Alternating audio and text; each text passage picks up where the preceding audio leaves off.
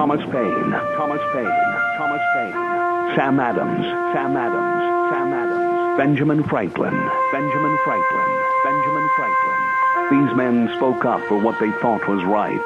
From their courage came such documents as the Declaration of Independence and the Constitution of the United States. From their willingness to speak what was sometimes unpopular but right, we enjoy such liberties as freedom of speech, the right to keep and bear arms, and freedom of religion. There are those who still wish to oppress our freedoms, and there are still patriots willing to stand up and defend life, liberty, and the pursuit of happiness. Men like Zeb Bell, who honor our founding fathers and what they stood for. It's now time for Zeb at the ranch, speaking up and defending your freedoms. Brought to you by Magic Valley Les Schwab Tire Centers and all of the other great advertisers on the program. And now, Zeb Bell. After eating all the Christmas goodies, the candy, the cookies, the cinnamon rolls, if God wanted me to touch my toes, he'd have put them on my knees. Good morning, everybody, and Merry Christmas. It's Christmas Eve, and here comes Kate Smith, and God bless America, followed by a Patriot, and our Pledge of Allegiance. Merry Christmas.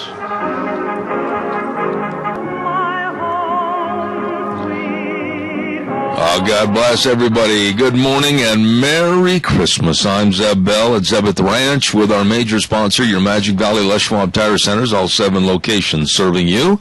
And, of course, don't forget some of our great advertisers, including Lee's Furniture, Floors, and More at 459 Overland in Burley, and our friends at Western Waste Services, always at your disposal, getting rid of your garbage. Call Kelly and the crew today and get on the route service 734-6969. Well, good morning, Santa's little helper over there, and I mean big-time helper. Good morning, Gina. Good morning. How are you? Are you excited for Christmas Eve? I got to be honest with you, it's with a touch of melancholy right now this morning. Really? It really is, because yesterday we had such an outstanding program with so many caring and sharing people that stopped by, and they stayed. We had people here until well afternoon, and then today's Christmas Eve, tonight's our big church service and everything, and tomorrow Christmas. It's kind of anticlimactic, you know what I mean? Is it? Oh, well, yeah. There's a little story that I want to tell later on. We had a very special visitor at our house last night, and somebody was very, very excited. Oh, well, pray tell, just interrupt any time, and we'll get that on the air. Okay, I will tell later, but we do have Rotten on for the pledge, and I guess I'm going to be doing the weather. Well, very good. Good morning, Rotten, and how are you, and Merry Christmas. Rottener than rotten. All right, sir, go ahead with our pledge, please.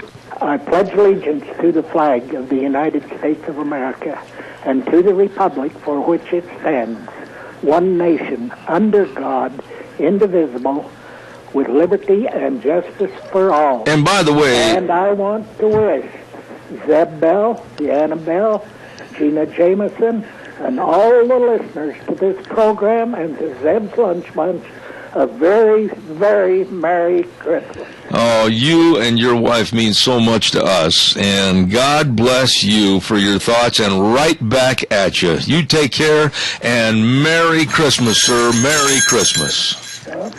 Bye. All right, sir. Take care. I tell you what, Gina, just jump back on for a second before the weather, because, when he mentioned the lunch bunch and he mentioned all the other people, I've been so blessed. And this isn't meant to, for those out in the audience that think this is corny and everything, so be it. Every one of these people are my friends, and I certainly appreciate his comments, and I wish everyone in my listening range a very Merry Christmas. God bless all of you. I mean that. We have some very, very wonderful listeners out there who are very dedicated, and, definitely from my heart to everybody else, hopefully everybody has a very Merry Christmas. Oh, and yes. Truly understands what the season is about. You know what we would like to hear right now is it going to be white Christmas? Is it going to be a muddy Christmas? Is it going to be a sunny Christmas? What kind of weather are we going to have? Well, we're going to have a sunny Christmas. Of course, today we are looking at the sunny skies. It is going to be windy right now. Some areas are reporting some low-lying fog, so just please be careful of that. Looking at a high of 36 for today. Tonight, low near 19. And currently it's sitting at 30 degrees in Burley, 30 degrees in Murtaugh, but with the wind chill, it seems like it's about 19. Ooh, there you have it. And then for tomorrow, it's pretty much the same, sunny and about 33. All right, Gina, thank you so much for that weather update, and we'll take care of some business, and then, of course, we'll take your calls at 4-3. By the way, you've got Al on the phone. I'll be right with him. Stand by. Don't forget SafeLink Internet. Oh, my goodness, I'm so happy to have these folks, not only as an advertiser, but also they're in my house, in my office, with the best of Idaho's #1 choice for high-speed wireless Internet. No credit checks, unlimited data, free professional installation. These people are the best. I swear by it. Call them today, 677-8000. 677-8000, SafeLink high-speed Internet, working for you. Also, don't forget to stop into Daryl's Cleaners. You need a stocking stuffer today. They've got those prepaid gift cards at Daryl's Cleaners that would make excellent stocking stuffers for people that are looking to take their clothes and get all the rumply-crumplies fixed up and looking brand spanking new, or after Christmas, the tablecloth that's all stained with gravy and everything. Take it in there to Daryl's Cleaners at 1223 Albion Avenue in Burley. They're waiting right this minute to serve you. Daryl's Cleaners in Burley. Good morning, Al. How are you? Good morning, sir. How are you? I got a little frog in my throat, but we're doing fine. Yeah, well, he'll croak and get over it. It's okay. All right, sir. A little turbulence might be headed your way here pretty soon, so be on the lookout. A little turbulence? Yeah. What would you... That's my nickname my pharmacist gave me. I'm her turbulence. I'd call it a high-pressure area. Well, that's what starts the turbulence. Hey, man, God bless you and Polly. Thanks so much. And I do want to wish all the lunch bunchers and the whole state of this Idaho down here Merry Christmas, everybody, and let's have a very happy New Year. Oh, Al, God bless you. Right back at you and Polly. Thanks so much. Okay. All right, thank you. A little turbulence. The Book Plaza, 222 West 11th Street in Burley. Colonel Dale and the rest of the crew. My goodness, last-minute Christmas shopping, huh? You're starting to act like me. They've got over 200,000 new and used books, and you're saying, what did he say? He said 200,000? That's true, 200,000 books, and they've got all kinds of greeting cards and art supplies, crafts, you name it, it's all there at the Book Plaza. Shop there, and believe me, you will not go away empty-handed. The Book Plaza, 222 West 11th Street in Burley, wishing you and yours a very Merry Christmas. I want to also mention, too quickly, our friends at Valley White Home and Ranch, 910 South Oneida and Rupert. A lot of people, last-minute Santa Clauses, you're coming in from the ranch, you're coming in from the farm, and you're saying what to get so-and-so. Well, they got the boots, the gloves, the coats, they got toys, they got gift cards, they got an excellent fishing department there. And believe me, tack, if you're buying for somebody that's got horses, they've got the best in tack right there at Valley White Home and Ranch. Steve and the rest of the crew, just really good people. Steve and Mandy, everybody over there serving you at Valley White Home and Ranch, 910 South Oneida in Rupert, and believe me, they wish you and yours a very Merry Christmas. Calls are welcome, 436-2244, 1-866-927-4587. Please do me a favor today. Everybody you meet, I don't care if it's at the gas station, I don't care if it's at the grocery store, I don't care if it's at your church, I don't care where it is, say Merry Christmas. Merry Christmas. I urge everybody to say Merry Christmas to everyone you meet and say it loud and clear. Don't let Christmas be diminished by anyone, please. It means a lot to us, and for those of us that mean a lot, that it does mean a lot to, we want to stand up and protect it as much as possible. Calls are welcome, 436-2244, 1-866-927-4587. You know, for those, just think about this for a few minutes. In New York City on Times Square, the atheists that are so afraid of Jesus, and they're so afraid of Christianity, that they bought and paid for a billboard on Times Square in New York, and it cost a lot of money. It cost thousands and thousands of dollars to take the Christ out of Christmas. And I was listening to Sarah Palin last night on television, and it struck me, and I agree with some of the remarks that she said in regards to this next subject, that if the atheists don't like Christmas, why don't they put their money where their mouth is, and instead of spending all these thousands and thousands of dollars on electronic billboards and signs and everything about taking the Christ out of Christmas or eliminating religion or eliminating Christ, why don't they put that money to good use like Christians do and help poor people, help homeless people, help people that are starving at Christmas time, help people with new clothing? Have you ever honestly seen a billboard announcing that atheists or people against Christmas and people against church and people against religion are doing anything good for the society or the community? I haven't. I've never seen a Muslim Red Cross. I've never seen an atheist helping to provide shelter, or an atheist group that's going to give homeless people a meal on Thanksgiving and or Christmas. It would be nice for them to put their money where their mouth is, and it's always open. And instead of denouncing Christians, maybe do something to help their fellow man. Wouldn't that be interesting? And wouldn't it be nice? Callers welcome, 436-2244, 1-866-927-4587. Ramsey Heating and Electric at 2600 Overland Avenue in Burley. Oh my, they're busy. And by the way, I want to take a little time here. And I want to say thank you so much to a dear friend, and that's Keith Ramsey. They just don't come any better than he does, and he came up here, gave up his morning yesterday, sang so many songs on our program, and had so much to add like he always does on our Christmas special. Thank you, thank you, thank you. Don't forget, Ramsey Heating and Electric has all the heat lamps, the extension cords. They've got all of your furnace filters so that your furnace can keep on keeping on with all that good heat for you. Nice and warm at Ramsey Heating and Electric. They've got everything you need. 2600 Overland Avenue in Burley. They're open at 7:30 in the morning, Monday through Friday. Call them. They'll have your order ready for you, 678-0459, where they provide warm winters and cool summers. Good morning, caller. You're on the air. Good morning, Zeb. Yes, sir. I was drinking my coffee this morning, watching Fox News, and they had a whole bunch of school kids across the United States sending Christmas cards to veterans. Yes, I know what you're going to hit, and I'm so mad right now I could spit nails. Yep, and the VA says they can't pass the cards on because it has Merry Christmas or God bless you. If the people that's in the Veteran Administration was in the service, they need to get their heads out of their butts, because when you're away from home at Christmas or birthday, Thanksgiving, anything, when you're away from your family, a card that somebody just gives a damn means so much, and you'll read it till the words come right off the paper. You know, George, you're so right. There's absolutely, everything that you said is absolutely right. Liberals, I'm going to come right out and say it on Christmas Eve. I can't stand liberalism. I can't stand their thinking. They've determined that the language is offensive to our soldiers who were fighting to protect Christmas. These are young fourth graders that made up all the cards for our veterans that absolutely are in the hospital, and those that they know, possibly homeless, having some hard times right now. And they made up these cards that said, God bless you, thank you for your service, and Merry Christmas.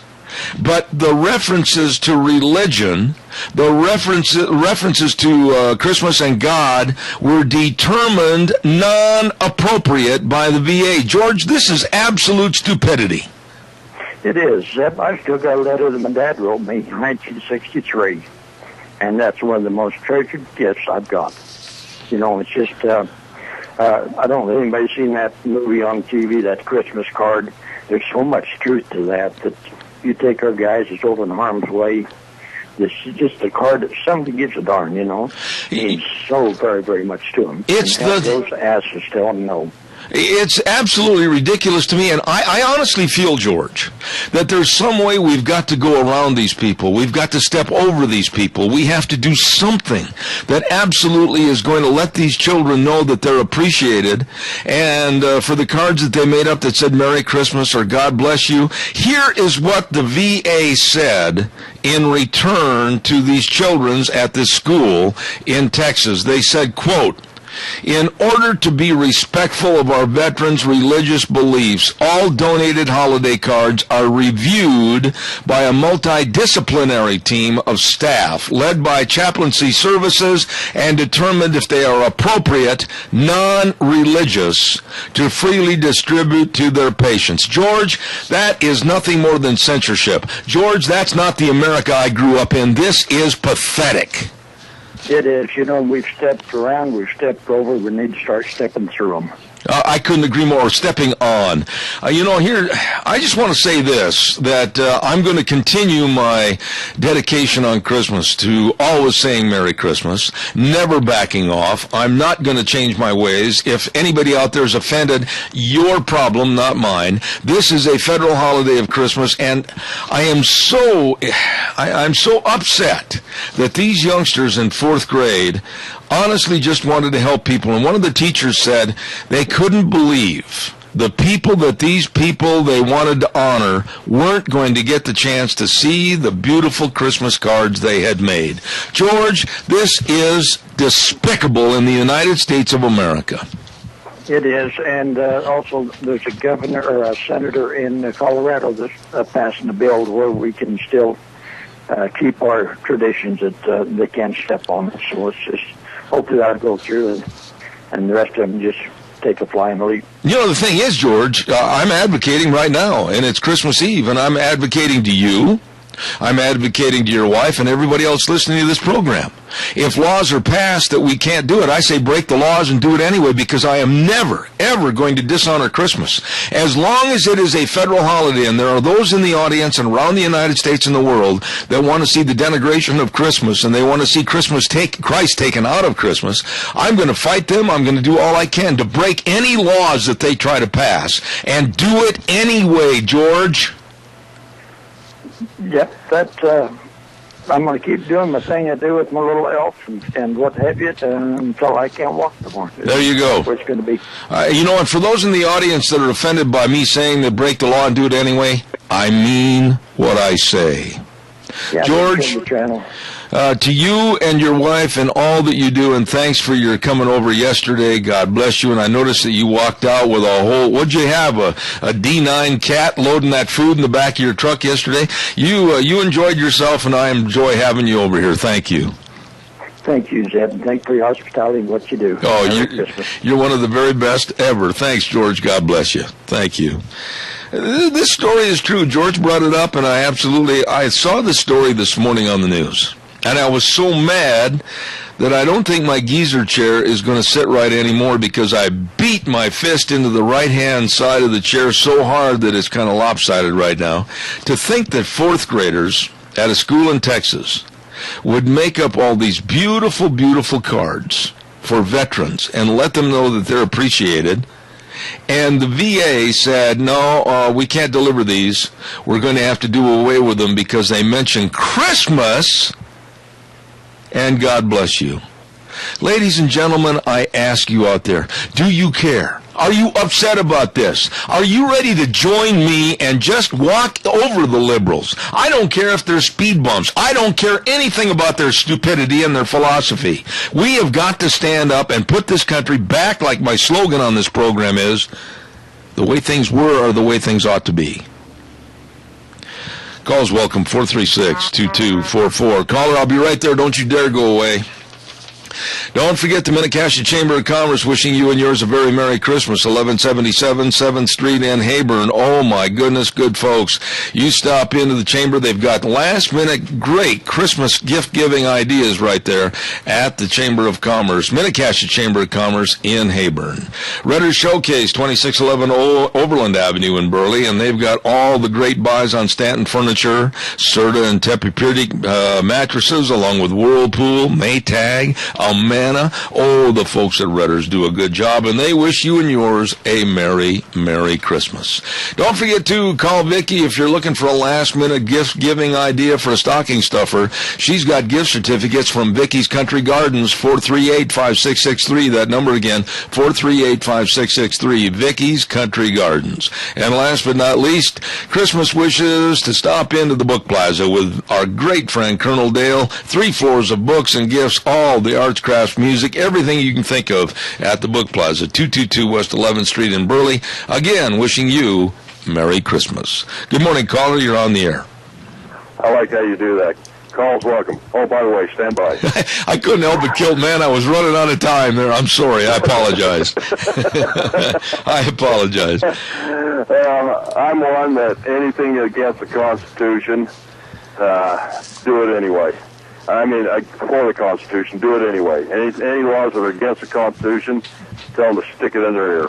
You know, Kilt, man, there's going to be a lot of people that are going to send me emails, and they're going to send, unknown name, unknown number, phone calls, and everything else, and they're going to criticize me on blogs and everything, and they're going to say, Zeb Bell advocated breaking the law. Yes, I do. Yes, I do. When laws are stupid and frivolous against the nature of this country and our Constitution, I advocate breaking the law. And the liberals are out to kill Christmas. The liberals are out to just destroy a value system in this country. And any and every time I get a chance to tell people to step over them, I will do it. Well, and people, you got to realize that, the federal government has overextended themselves. They are not in there to do certain things, but they're doing it anyway, and we're letting them do that. They are there to do certain things, and they're allowed to do certain things under the Constitution. Other than that, they are not supposed to be doing it, and they're forcing these laws down our throats and stuff that they don't have the right to do it. I mean, every one of them went in there, and they took an oath to uphold the Constitution of the United States, and then they turn around and do something else. Well, it's like I've said for a long time on this program, the frivolity of certain laws that are trying to be passed by this Obama administration, and I'm going to lay the blame right at the feet of this illustrious president, quote unquote, and we're changing. We're losing our value system, we're losing our morality, we're losing our common sense, and quite frankly, with Obama, we're losing our minds. And I will do anything I can to circumvent his laws and regulations. And by the way, speaking of regulations, this ought to just really make you break out in a cold sweat. Coming down the pike right after January 1st of 2014, there are over 4,000 new regulations they want to impose on the American public. 4,000? 4,000. Like I said, people, you let them do it. They're going to just keep doing it, and they're going to keep doing it till all we're going to be is a bunch of drones wandering around staring at each other. With the drones watching us. With the drones watching us. So the thing is, people, we've got to stand up now. And the problem is, the people that it's really hurting, the people that want to fight it and stuff like that, they're you and I. We're the guys that are working day in and day out. We're working the overtime. We're putting our efforts so far forward, trying to take care of the family and what our responsibilities are, that when we do have a chance to do anything like that, it's like it's late at night and it's really hard to fight this thing. I agree.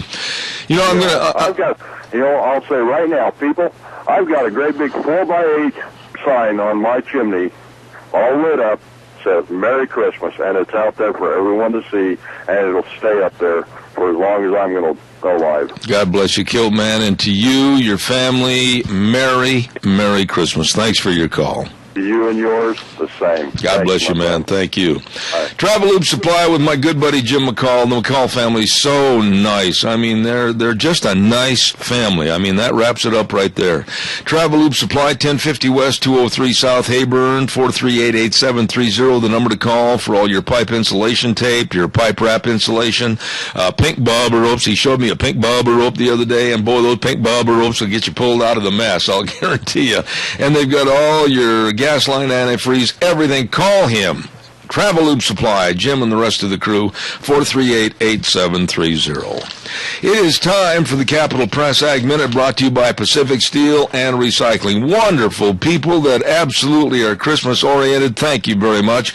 Pacific Steel and Recycling at 320 West Main in Burley and 1987 Highland Avenue East in Twin Falls. Here now, the Ag Minute. Today's Ag Minute brought to you by the Capital Press, the West Ag Weekly. Facing increased competition from overseas, the U.S. lamb industry wants to reinvent itself and address the problems that have plagued it for decades. Among those are higher costs of production and retail prices compared with other animal proteins and lamb imported from Australia and New Zealand. Those issues have resulted in declining consumption for years, said Minnesota producer Dan Lippert, chairman of the American Lamb Board and a member of the Industry Advisory Group working to bring viability to the industry. Recognizing that the industry is at risk, industry sectors are working together to identify the threat and develop strategies to be more competitive and profitable. For the Capital Press Ag Minute, this is Brandon Tenner. For more agriculture news and information, turn to the West Ag Weekly, the Capital Press, and capitalpress.com. All right, thank you very much. And don't forget Pacific Steel and Recycling, 2 locations, 320 West Main in Burley and 1987 Highland Avenue East in Twin Falls. Of course, it's a Northwest tradition built on trust for your recycling needs. They are the best. And Pacific Steel and Recycling wishes you and your family a very Merry Christmas. I believe we're going to go to the phone lines right now. And by the way, there is a lady over at the station that I know you've heard me give her accolades before for her wonderful job, but she also yesterday did over duty, getting everything set up and running well for our Christmas extravaganza yesterday, our open house. And Gina Jameson, all I can say is God bless you. What a wonderful job.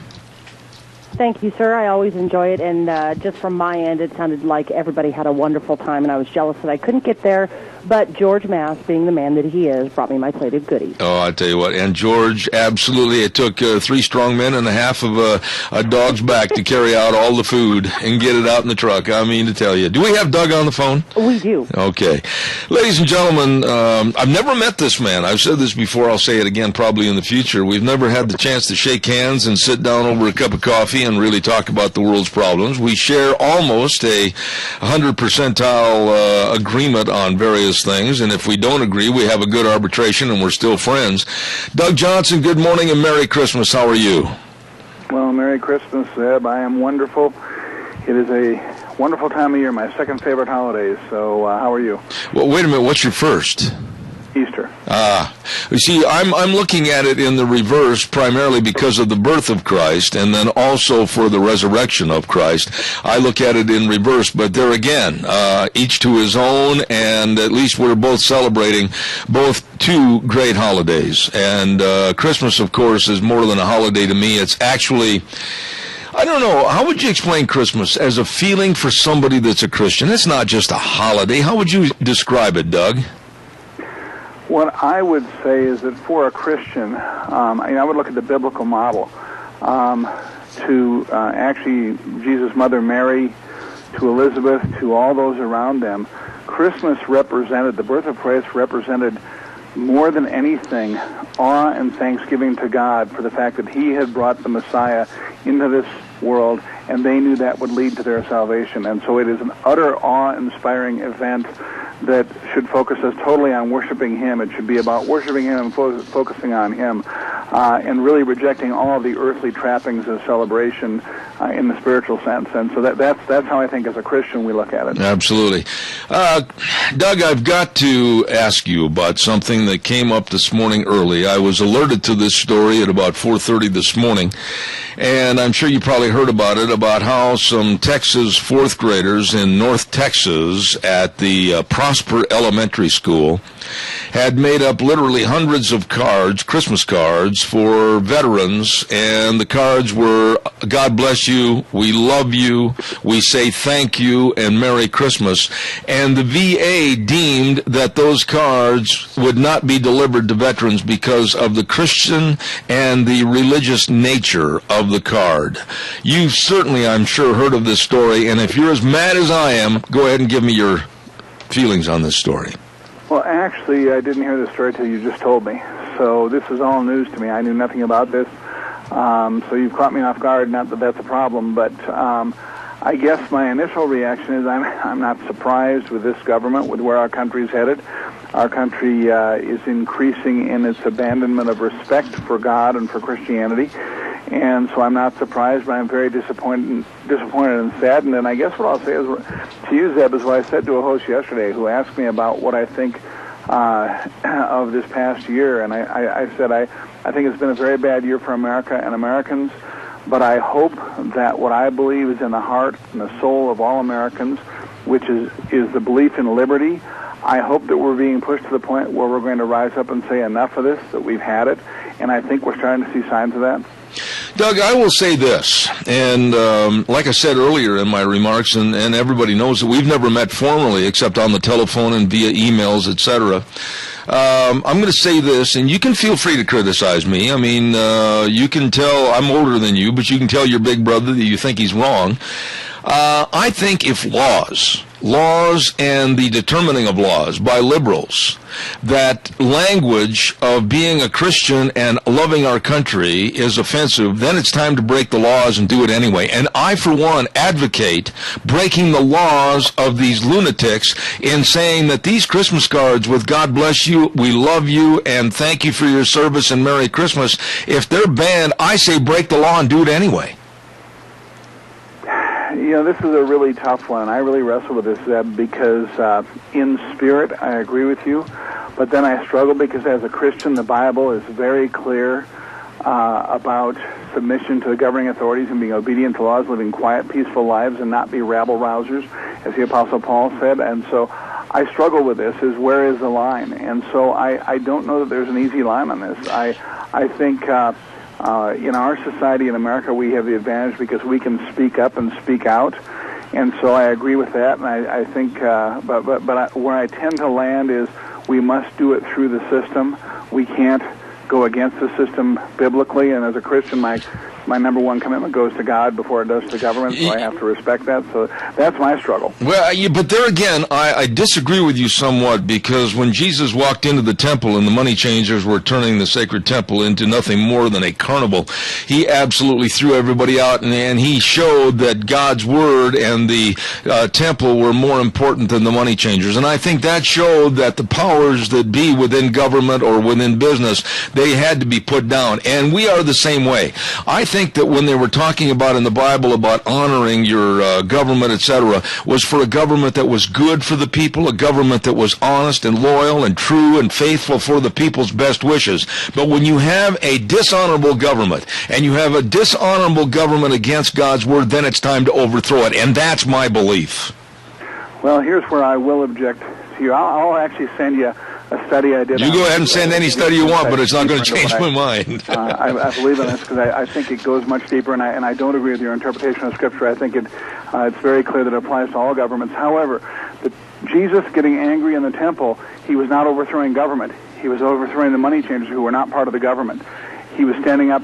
It would be no different than if somebody was abusing what a church is supposed to do, and us standing up in a church and saying, enough, we're not going to put up with that in God's house. So that would be the difference. But like I say, this is a struggle because we are a free society, different than any other society has ever been in history. We are more free, and so we're very used to those liberties, and we don't like it when people go against them.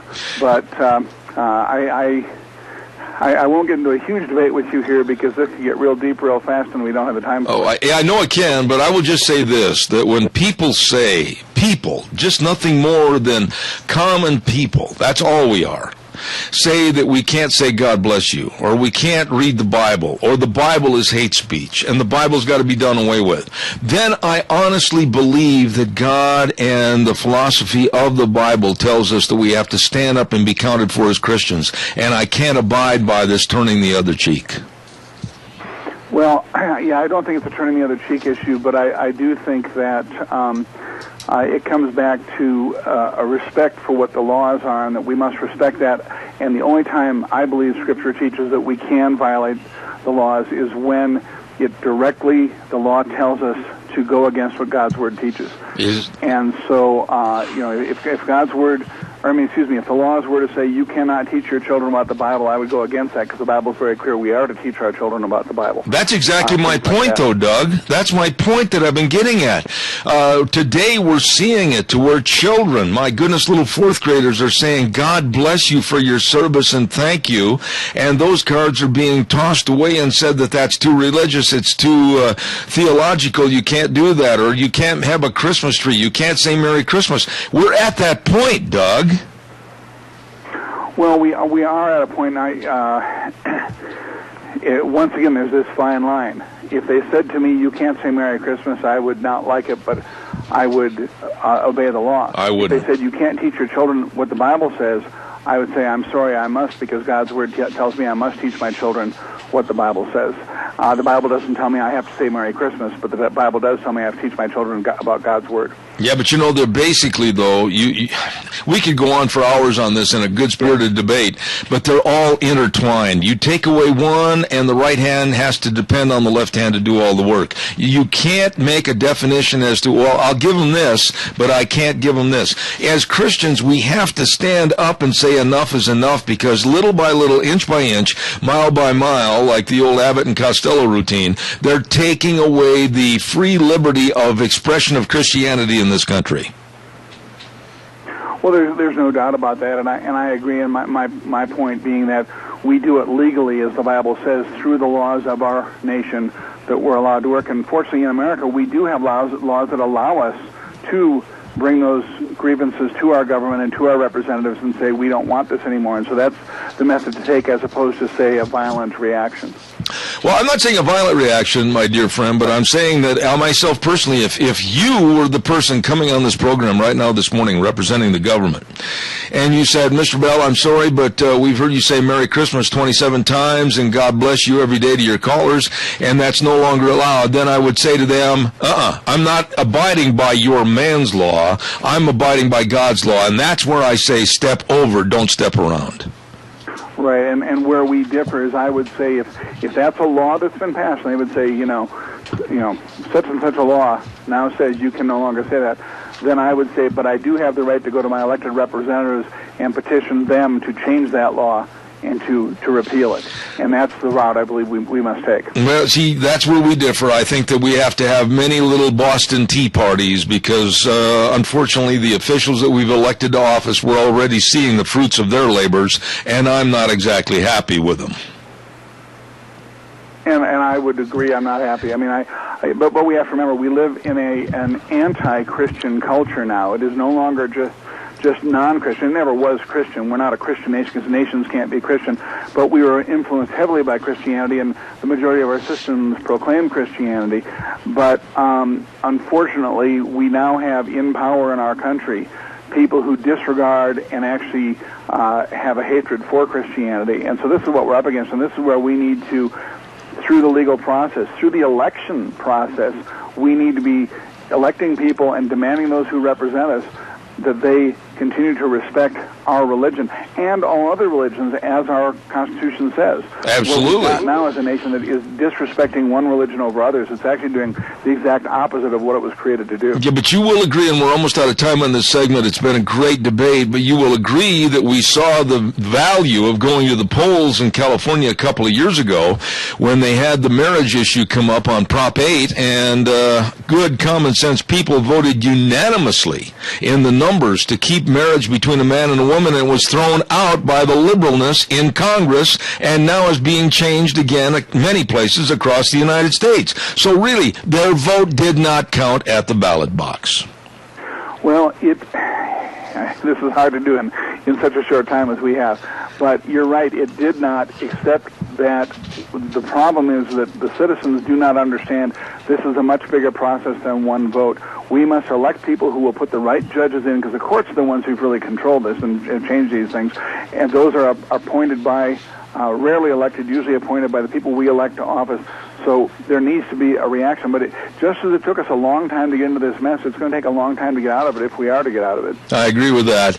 And we will pause, take a deep breath, and say, Doug Johnson, to you and yours in Colorado, a very Merry Christmas. Thank you, Zeb. Merry Christmas to you and your listeners, and I will talk to you soon. Ladies and gentlemen, the author of No Tomorrows and the Horse Sense blog, a dear friend, Doug Johnson, thank you for being on the show this morning. And again, Christmas wishes to him and his family. Thank you very much. Time now for the weather, and we've got a weather update right now, and it is sponsored by our friends at Quality's Electronics. Great big Christmas sale. I talked to Bruce yesterday, and he said, holy buckets, they better get in there. Better get in there today, Christmas Eve, because they've still got a lot of the great buys on Sony and Samsung and LG and all the more of your TVs that you're looking for. Great local service and delivery. Believe me, they will work double time, overtime to serve you. Quality's Electronics, Christmas sale right now, 1730 Kimberly Road in Twin Falls. And here is the weather. Well, looks like mostly sunny skies today. We're going to see highs in the mid-30s. Going to be a little bit breezy. Winds out of the west, variable anywhere between 10 to 15 miles an hour. Tonight looks like mostly clear skies. Going to be a lot colder than what it has been. Lows are going to be in the mid-teens. Winds are going to be dying down as well. I'm going to suggest a low right around 15. Currently sitting at 32 degrees in the Burley-Rupert area and 30 in Murtaugh. My goodness, you did a nice job, and your name's not Michael. It is not Michael, and we have got Rotten. Either it's Rotten or Mrs. Rotten on the phone. Okay, I'll be right there. Don't forget our weather this hour brought to you by Quality's Electronics in Twin Falls, 1730 Kimberly Road. Really nice people. Good morning, caller. You're on the air. Hello. Rotten. How are you this morning?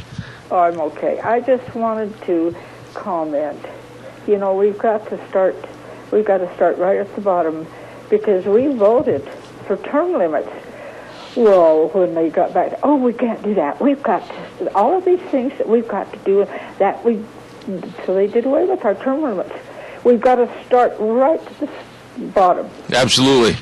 And you know, one point that Doug made that I disagree with him totally on, Helen, was, remember he said, well, whatever the laws are, we have to abide by our government. Well, look back into Roman times, with the Christians in Roman times.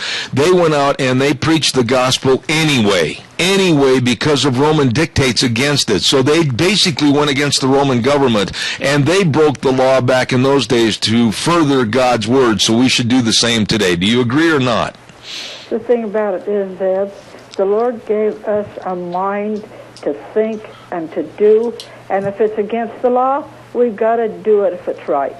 There's the key right there, if it's right. And back in the Roman times, with Julius and all of the people, Julius Caesar, everyone, there was the breaking of the law to go against the Roman dictates. And fortunately, we had some people with some real rare courage. God bless you, and Merry Christmas, Helen. I appreciate your call. Merry Christmas, too. Thank you very much. Caller, good morning. You're on the air. Yes, good morning.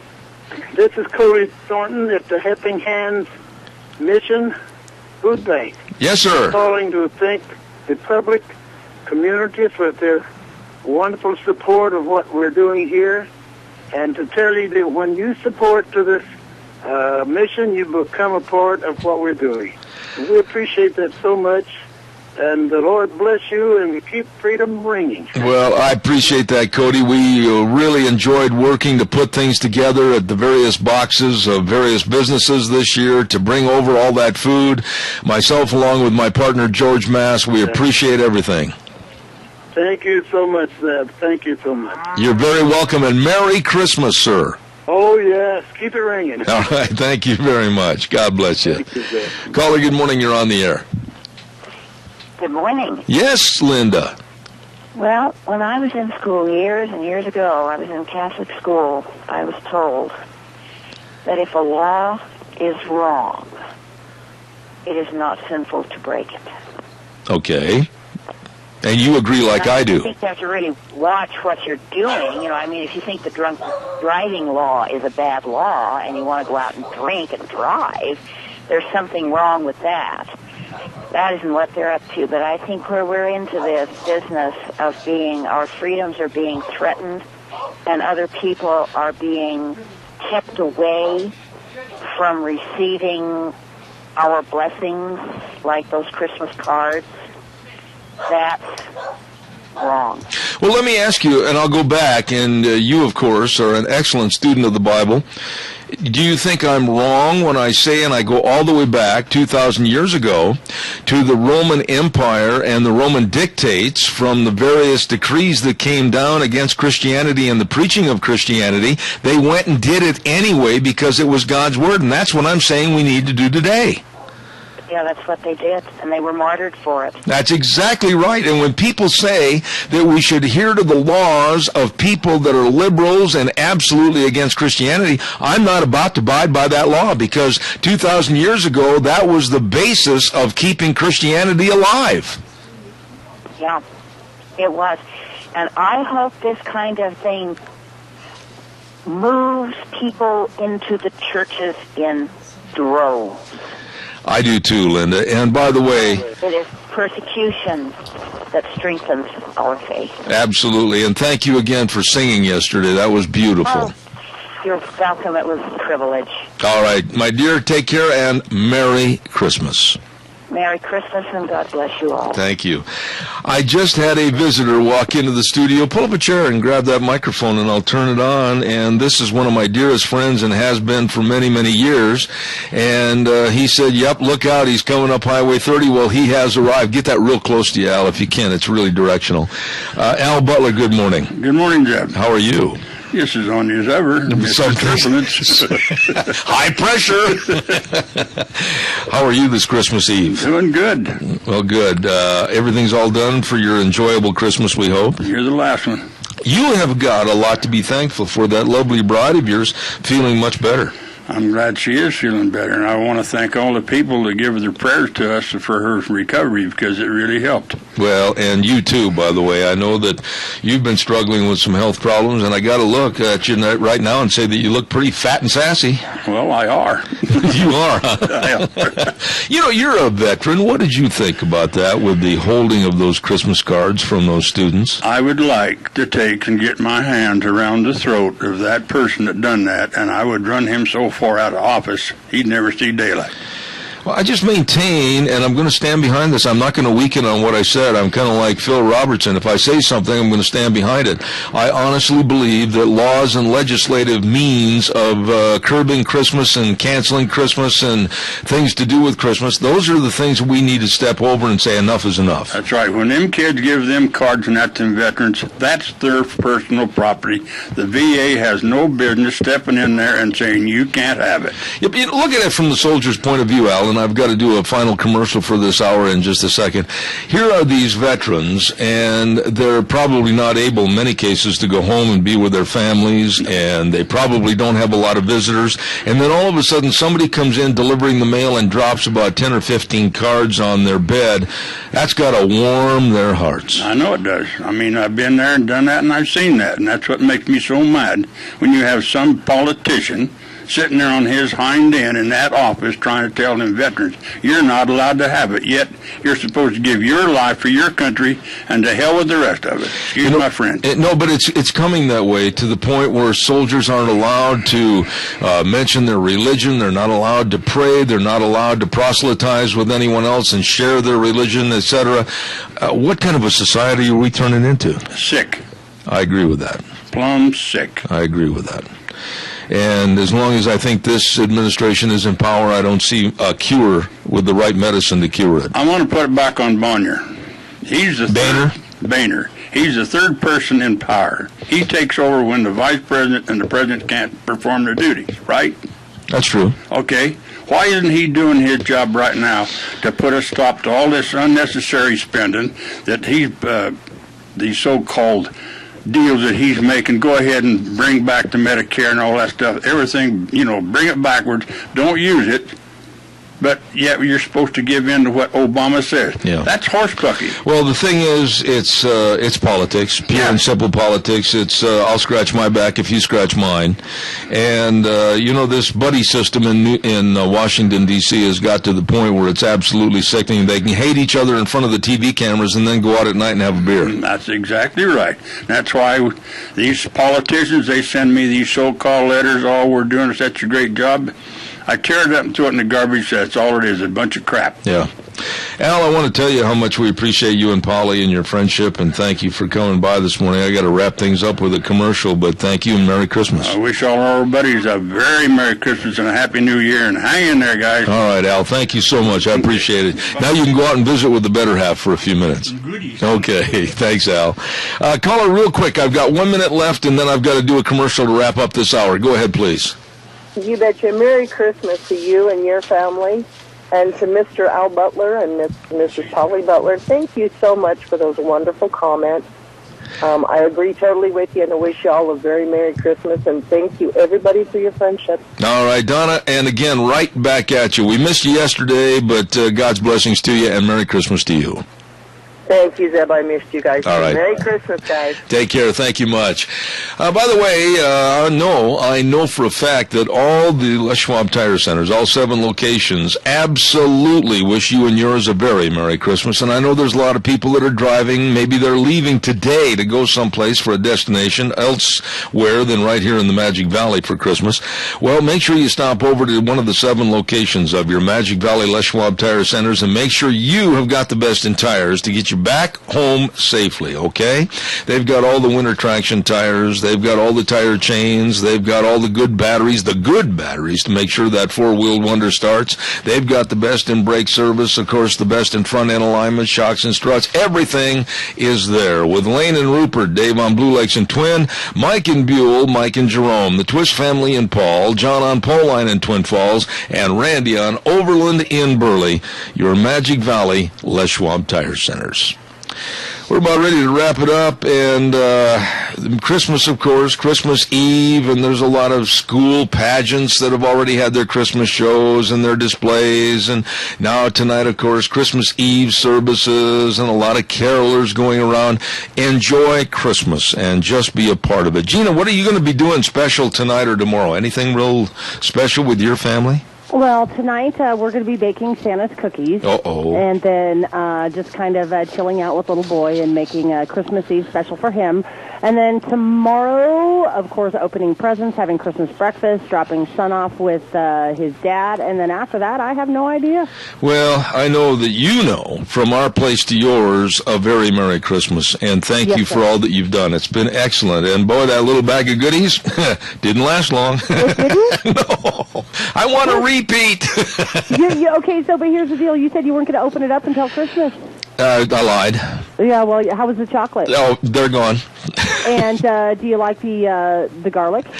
That is phenomenal. I took some on some steak I had the other night. Uh-huh. Did you do the fresh or the roasted? I did roasted. Did you? Yes. And I will be doing that again. And did Deanne like the lavender? She didn't. Yeah, she does. But I was going to get back to the garlic. She didn't like me after I ate the garlic. Well, that garlic is very strong and very potent. And when I was actually roasting it this summer, I swear I de-vampired the entire 2-block radius around my house. De-vampired.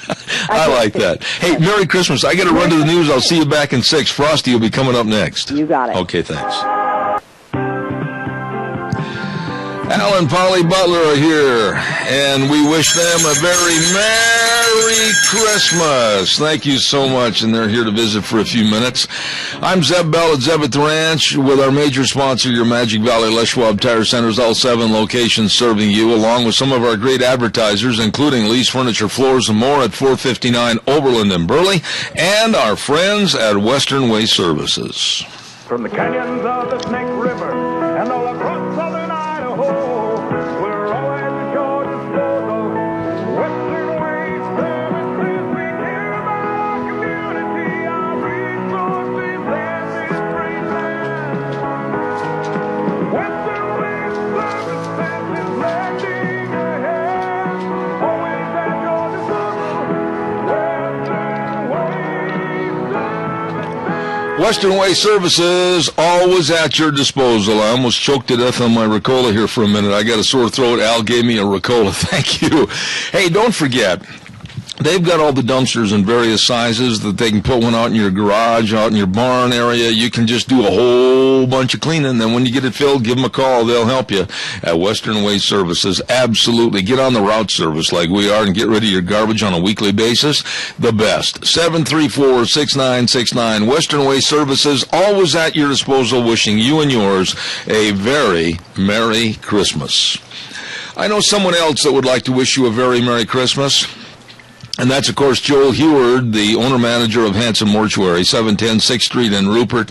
And at this time of the year, they know that people absolutely are lonesome for their loved ones, and they have a lot of different items that they can provide to you to help you understand the grieving process. And also, all of us need to get the information on pre-planning of funerals to help alleviate a lot of the stress and worry for our families. Call them at 436-5636. Hanson Mortuary, 710 6th Street in Rupert. Joel Heward and his staff wishing you and yours a very Merry Christmas. Well, it's Tuesday, but that means we're just a day late and $1 short, but always with the best of guests on our program. And here's my buddy, Frosty Woldridge in Golden, Colorado. How are you? Well, Merry Christmas, Zeb and Deanne, and all the listeners across Zeb at the Ranch Radio Land and across really all of America and Canada, where you reach, so much. Just a very Merry Christmas to you all, and Sandy and I just wish you all. We just had a fabulous candlelight service last night at our church, and it was deeply touching. And so beautiful, and of course tears and tears of joy and renewal, and wish all the same for everyone listening today also. Frosty, you and I both were raised in the Midwest. Me from Wisconsin, a Badger, and you in Michigan, either a Wolverine, a Spartan, yes. But, when we grew up, Christmas, I know that we weren't that far apart, and I'm sure that our families had some of the same values. What's your favorite Christmas memory growing up with your family? My parents, and back in 1951, bought an 80-acre farm in a little town called Leroy, Michigan. It's south of Cadillac. It's almost right in the middle of the state there.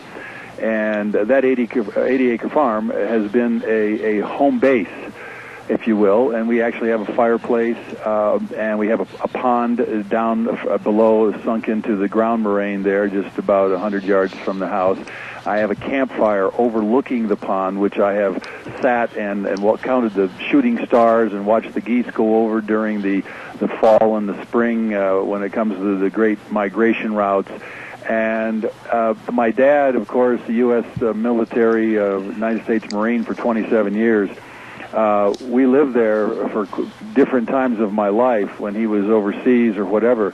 But when he was home, I think what my greatest memory as a kid is we'd go out to the back 80 there and pick out the perfect Christmas tree out of all the trees, because it's about 40 acres of just open farmland and another 40 acres of hardwood and evergreen.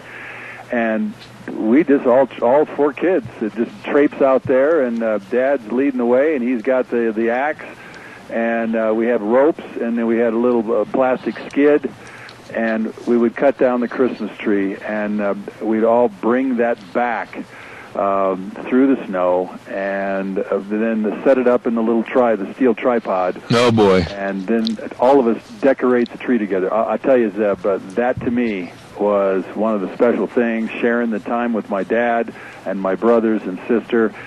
And so for me, that's one of the great moments of Christmas that still stays with me all these years later. Let me ask you this, because I don't know if a lot of families did this, but when we used to go get, like you, we'd cut down a fresh Christmas tree, and Dad would get that in the house, and Dad and Mom never came closer to divorce than they did when they were trying to put the Christmas tree up. Dad at the bottom of that tree, and they always bought at least a 10-foot tall tree, and my mother saying, "A little bit to the left, Jerry," and he was full of sap and needles, and he'd move it over a little bit. "Oh, no, that's too far. You got to go way to the right, Jerry." And they'd do this for about an hour. And then my sister and I would sit on the floor, and we would string cranberry and popcorn, and then they'd put the lights on and all that other stuff. Did you do that too? Oh yeah, well, we certainly did. You know, and of course for me, my grandparents were across the road there, and we'd have a big Christmas evening and Christmas Eve dinner party, and have all the fixins and the dumplings and the pumpkin pie and the apple pie and the lemon meringue pie. And then my Uncle Gordon would transform himself into Santa Claus, and he would come around at the appropriate hour and start looking in the window. And, of course, all of us kids were so excited. we get to see Santa Claus, and we get to see all those presents. And he actually did bring in a whole bag of presents, and he would distribute the presents to all the kids. It was the magic of that moment. And, of course, really, in the end, is we shared with our grandparents and our parents and our aunts and our uncles and our nephews and nieces. And for me, that was, and to this day, I love to sit around a Christmas table with dear friends and just share the vibrations of Christmas, the renewal of Christmas, the hope of Christmas, and so yeah, it just puts chills in my heart right now. How long did it take as a little tyke before you realized that Uncle Gordy had a split personality? I guess when he had too many, he had hot chocolate and a little too much rum.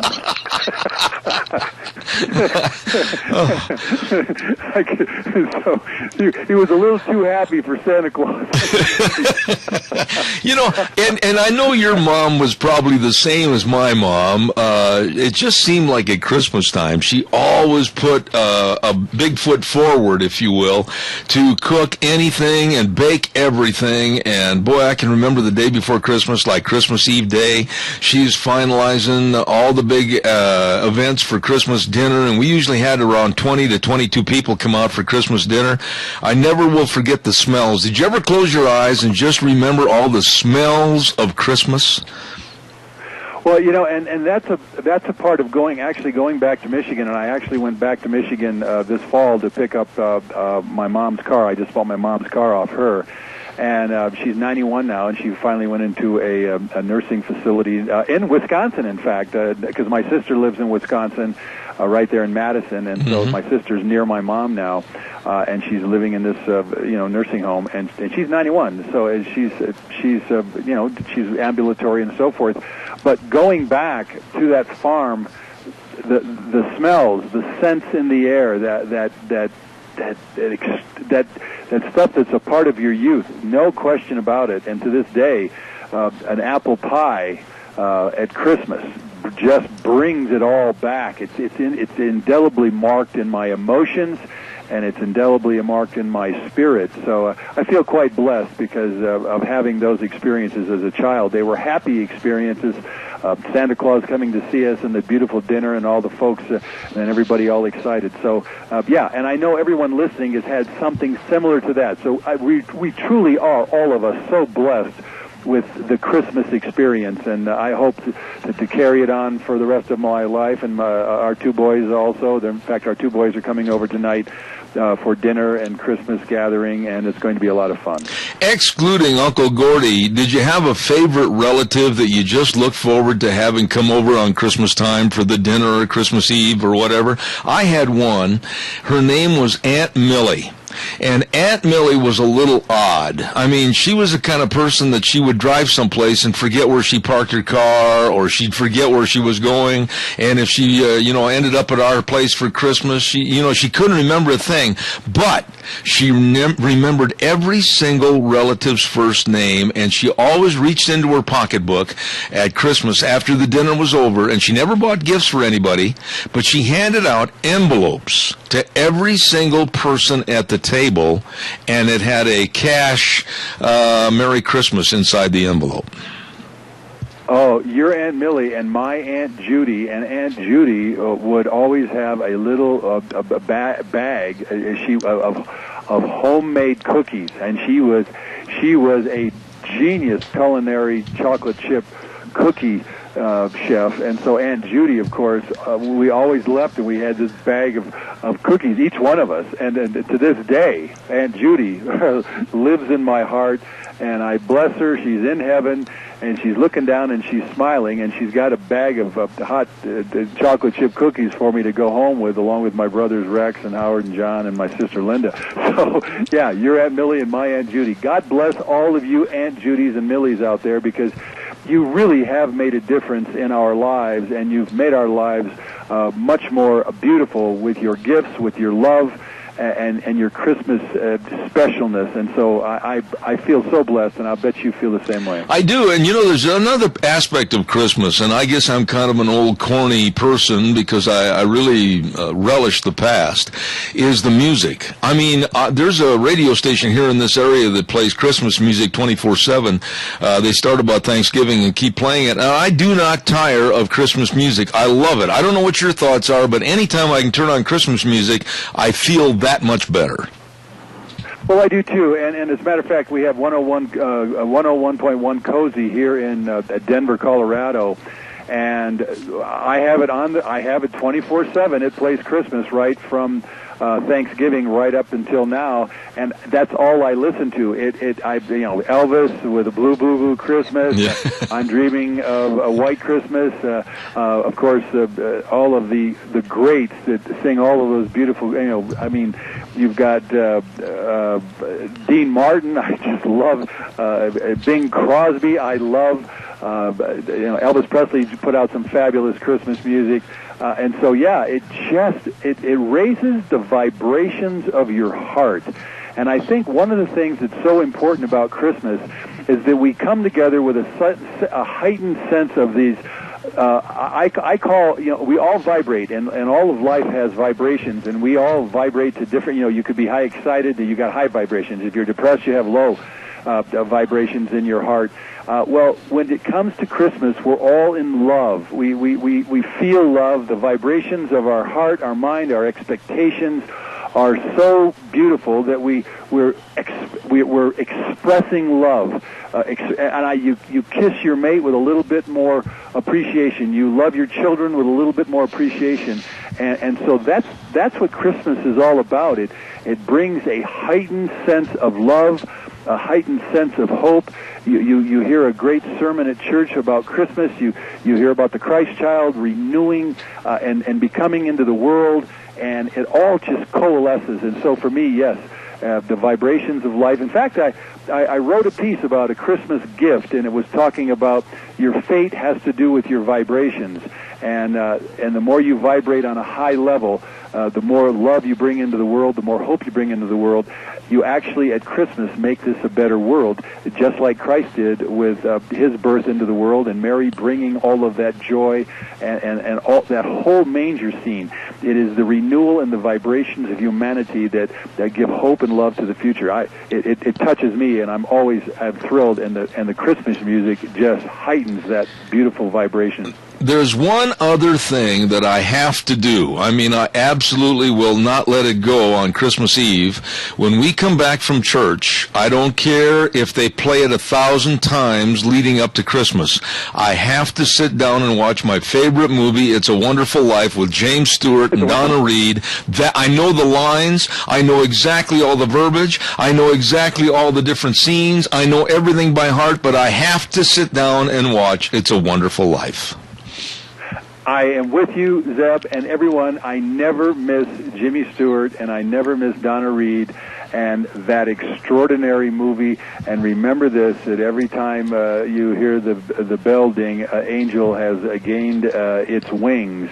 And that movie will be playing 100 years from now, 500 years from now, and we are so blessed to have had such a movie in our lives to bring that joy and really the appreciation of our lives. No matter if we're high or low, rich or poor, whatever we are, It's a Wonderful Life with Jimmy Stewart and Donna Reed shows you that in the end, Christmas is about family, it's about loved ones, it's about your good fortune in life, and then appreciating it as it finally came to pass for Jimmy Stewart. Who is the richest man in the world? Well, it's the one who's loved by the most and has the greatest friends.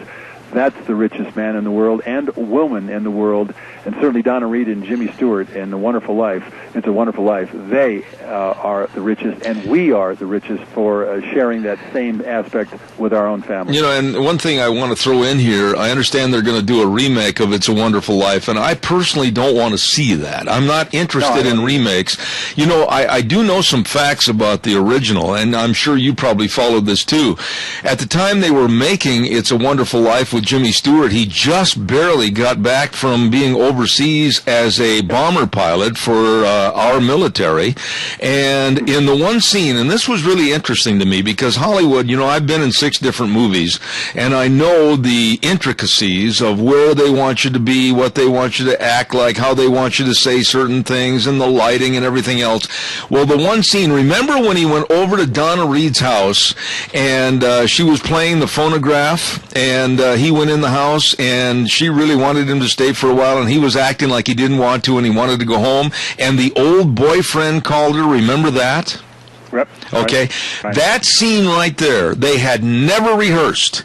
They were behind schedule on filming the movie, and they just quickly shot it without any rehearsal, knowing that they'd probably have to do it over again.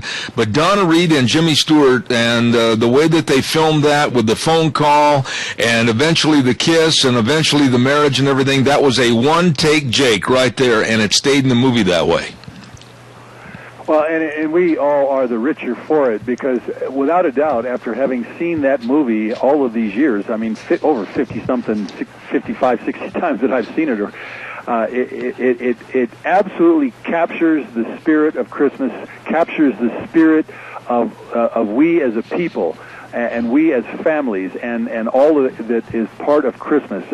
And I feel so blessed with It's a Wonderful Life, and of course I'm going to be seeing it again probably tomorrow. So I'm thrilled. All I want to say to you and your lovely wife and your family, I've been just blessed to know most of your family, your brothers, and God's blessings to you, Frosty. You are a dear, dear friend and a valued friend, and I wish you the very best at this Christmas time. Well, to you and Deanne and your kids and the family and all of the listening audience, Zeb at the Ranch brings great knowledge, great joy, and of course, Zeb Bell and his humor always keeps me off guard, and I love it. While we speak of heavy-duty stuff and about our country, we also are living our lives, doing the best we can, and you make that much better for everyone listening to your show throughout the year, and I'm very thankful for that. I'm also thankful for your sponsors that keep you on the air and keep that light burning, and essentially you are that light that really is needed in the world, and I want to compliment you there, and it is an honor and joy to be your friend, and looking forward to have more times together on the radio this coming year, and may we help change America for the better and the world for the better, because we are the kind of people that will stand up and speak out and choose the positive high road. And so, Zeb, God bless you. A Merry Christmas. Deanne, the same. Gina and your entire staff, a Merry Christmas, and Sandy and Frosty, and may we enjoy a Happy New Year. It brings a lump to my throat, my friend. Merry Christmas to you. Talk to you next Monday. We'll kind of review what 2013 looks like and past tense, and then we'll look ahead to 2014. God bless you, Frosty Woolridge. Merry Christmas. Thank you so much. Merry Christmas. Bye-bye. Thank you.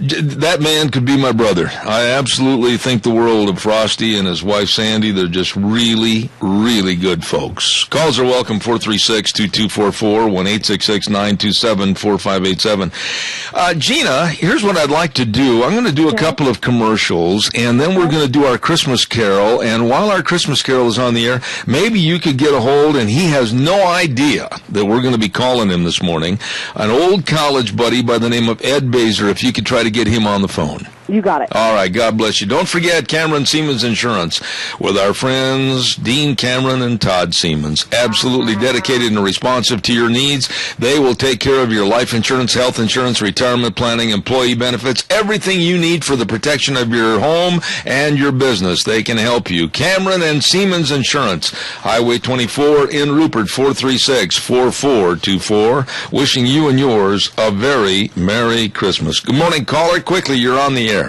Good morning, Zeb. I just wanted to tell you and your Lunch Bunch family Merry Christmas and a Happy New Year.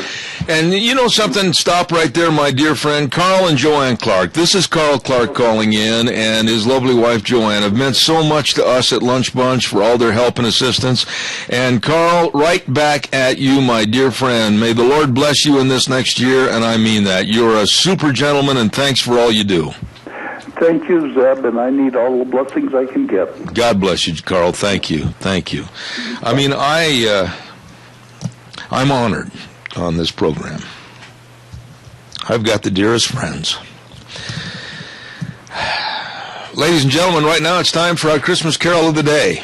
And Pickett Equipment Company at 976 East Main Street in Burley brings you the Christmas Carol of the Day. And, of course, Pickett Equipment Company with their world-famous bean equipment, the one-step rod cutter, and, of course, the Twin Master Edible Bean Combine. All of this and more. Go to their PickettEquipmentOnline.com, PickettEquipment.com, and you'll find out a lot more.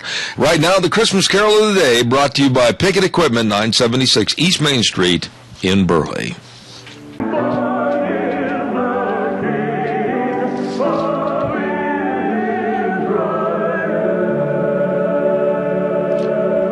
Perfect song for the perfect time of the year, Christmas. Merry Christmas, everyone. And that Christmas Carol brought to you by Pickett Equipment, 976 East Main Street in Burley. Don't forget to go online, PickettEquipment.com. Thank you, Steve. We appreciate your Christmas Carol of the Day.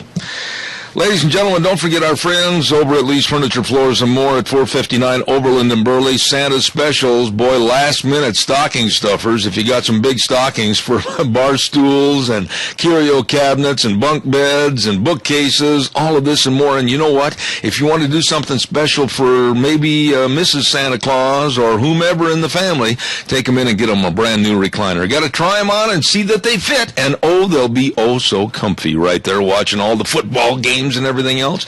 Enjoy shopping at Lee's Furniture, Floors and More, 459 Oberlin in Burley, and they wish you and yours a very, very Merry Christmas.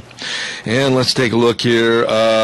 We have a message. Gina is so technologically advanced than I am. I know that if I pick up the phone and dial it, it should work. That's how much advanced I am.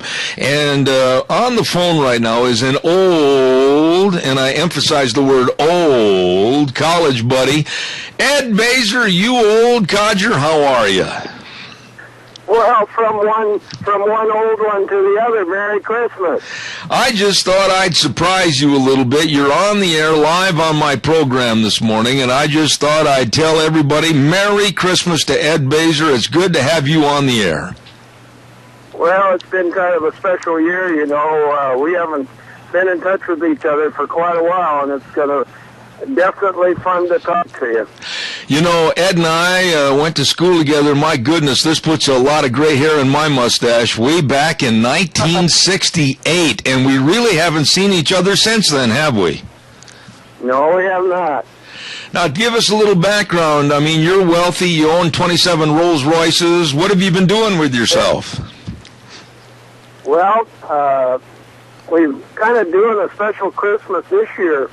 In fact, my wife and I are in Disney World right now on our way to Epcot Center.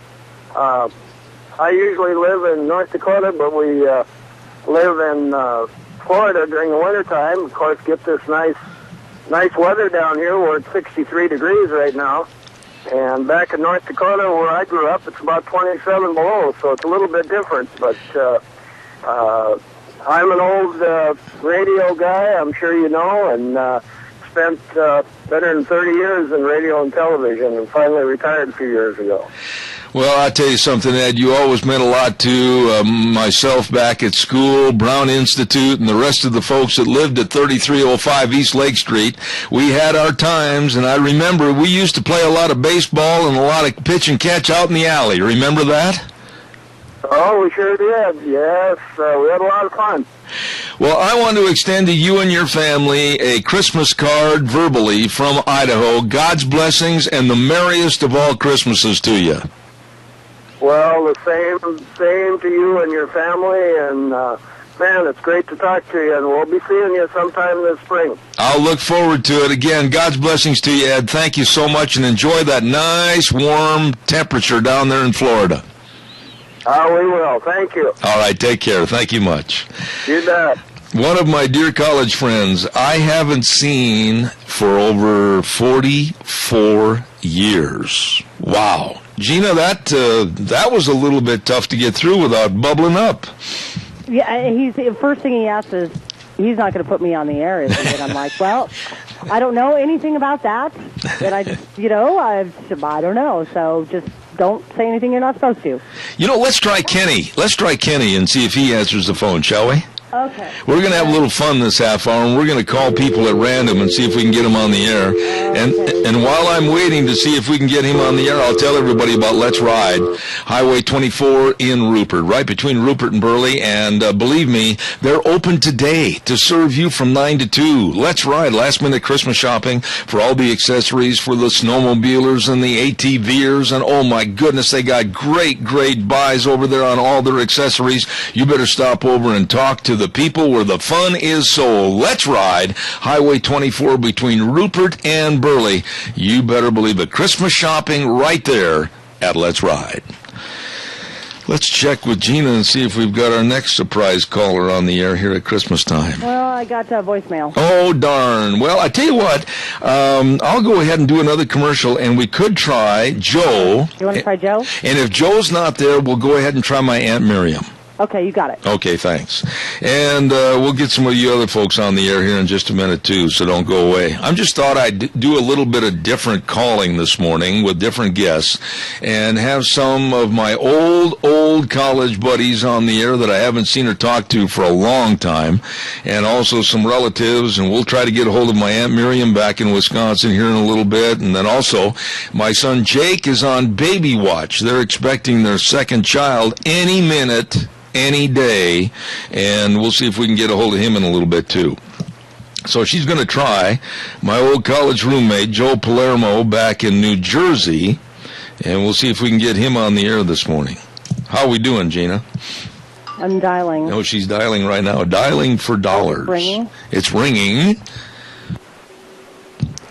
Checking it out, and, oh, there we go, ring turn. Another ring. Not sounding so good. You might have to leave a message. I think I will. I'll just do that when they answer finally.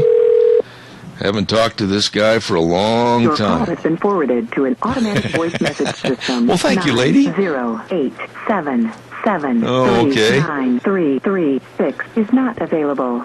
At the tone, please record your message. I will do when that. you have finished recording, you may hang up or press 1 for more options. Okay. Joe, this is Zeb, your old college roommate, wishing you on the air on my program, Zeb at the Ranch, a very Merry Christmas and God's blessings to you. Thank you much. Thank you, Gina. I appreciate that. Thank you. Okay, so who do you want to try next? Oh, let's try Aunt Miriam, shall we? Okay, we'll see if we can get her on the air. And while we're waiting for that, I'll give you some Christmas greetings right now from some of our great businesses around the area. And got to get my sheets over here. Good heavens, get all the paperwork. Let's not forget our friends at Four Paws at 370 West, 200 south of Rupert. Oh, my goodness, are you leaving town today and you haven't got a place for the old dog or kitty cat? Well, remember, they do excellent boarding over there, and all the grooming and all the toys, everything at Four Paws Bed and Bath, 370 West, 200 south of Rupert, 438-4444. Wishing you and your dogs and kitty cats a Merry Christmas. And don't forget, too, Jeff and his staff at Magic Valley Irrigation, 44 East, 500 south of Burley, 678-3101, wishing you Merry Christmas blessings. Along with the folks at Burley Glass, you better believe it, Gentle Ben and the crew at 1029 Overland in Burley. Number to call call for all your window needs, 678-1459. Merry Christmas from all of those folks to you and yours on this beloved Christmas Eve day. Let's check and see what Gina's got lined up for us on the phone. Good morning, Auntie. You're on the air. How are you? Oh, hi, Ron. Oh, Deb. There you blew it, Auntie. I could barely hear you.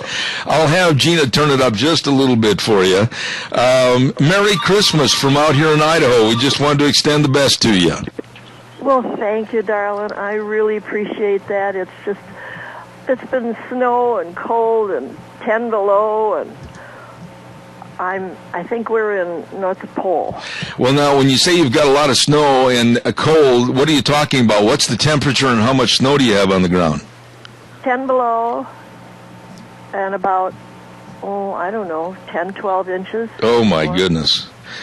Well, you live right in the middle of a woods, a heavily forested area back there, and so I'm sure that you also have a lot of drifting, too, don't you? Well, actually, the trees keep that from coming that way. Oh, okay. It's kind of bumper that. But the cold temperatures, I bet you got the fireplace really cranked up and going this morning. Oh, I have, yeah. I have my efficiency burner in the basement, and I haven't started the fireplace upstairs yet because the kids are all coming, or, well, some of them are coming today. Okay. And so I figured I'd save my energy for that. I've had a little cold. Well, now listen, I won't talk long, but I just want to extend a Merry Christmas to you, and we remember, a lot of people remember seeing you and meeting you when you came out here, and so I'm going to give you an opportunity. So nice to me. I'm going to give you an opportunity to wish everybody here in southern Idaho a Merry Christmas. Go ahead. Merry Christmas, everyone. And I hope you all have a lovely, lovely Christmas. Oh, Miriam, thank you. I'm going to have, only because I'm just too darn stubborn not to have. That girl. And Miriam, God's blessings to you and Merry Christmas. We'll be talking to you probably tomorrow. Love you very much. All right, take care. All right, bye-bye. Bye. Oh, my favorite aunt, and she is, she lives in a little wooded area about, 6-7 miles east of Fort Atkinson, my old hometown. And, you gotta go down a winding, it's a beautiful Christmas card. It really is. You gotta get off the main road, and you gotta go through a winding road that looks like an old snake with the switchbacks and everything. Mm-hmm. And then you go back into the trees, and then all of a sudden, here's their house, and it's all decorated up with Christmas, and it's really nice back there. And it's just so warm and inviting, and you just want to go inside and sip the hot chocolate and eat all of her good food. Or whatever is hot. Yes. Yes. Thank you, Gina. That was very nice of you. You're very welcome. Who do we want to call now? Should we try Jake real quick? Let's try Jake. You want to try Jake? Yeah, we'll see how Baby Watch is going. Okay, we're just going to do this live. Okay, we'll try this on Baby Watch. And while we're waiting, we'll remind everybody about the Chadwick Sports Grill. Oh, my goodness sakes. They're going to be closed today, closed tomorrow, but open on Thursday. Don't forget, on Thursday, they'll have prime rib sandwiches. Chadwick Sports Grill, 139 West Main in Burley, wishing you and yours a very Merry Christmas. See what happens. It's ringing. Oh, he's probably on duty right now at the fire department. Normally, he reaches that phone after the third ring. Not looking good. Well, I don't... You're going to have to leave a message. I'm going to have to leave another message. Indulge me, folks. This is my son. I want to wish him a Merry Christmas. Your call has been forwarded to an automated voice messaging system. 20. Oh, well. Okay, well, we won't air the phone number. Yeah, we won't air his phone number. 0. Blah, blah, blah, blah, blah. Is not available. At the tone, please record your message. When you've finished recording, you may hang up or press 1 for more options. All right, Jake, this is Dad, and Mom and I want to wish you a very Merry Christmas as your family is expanding. You were not...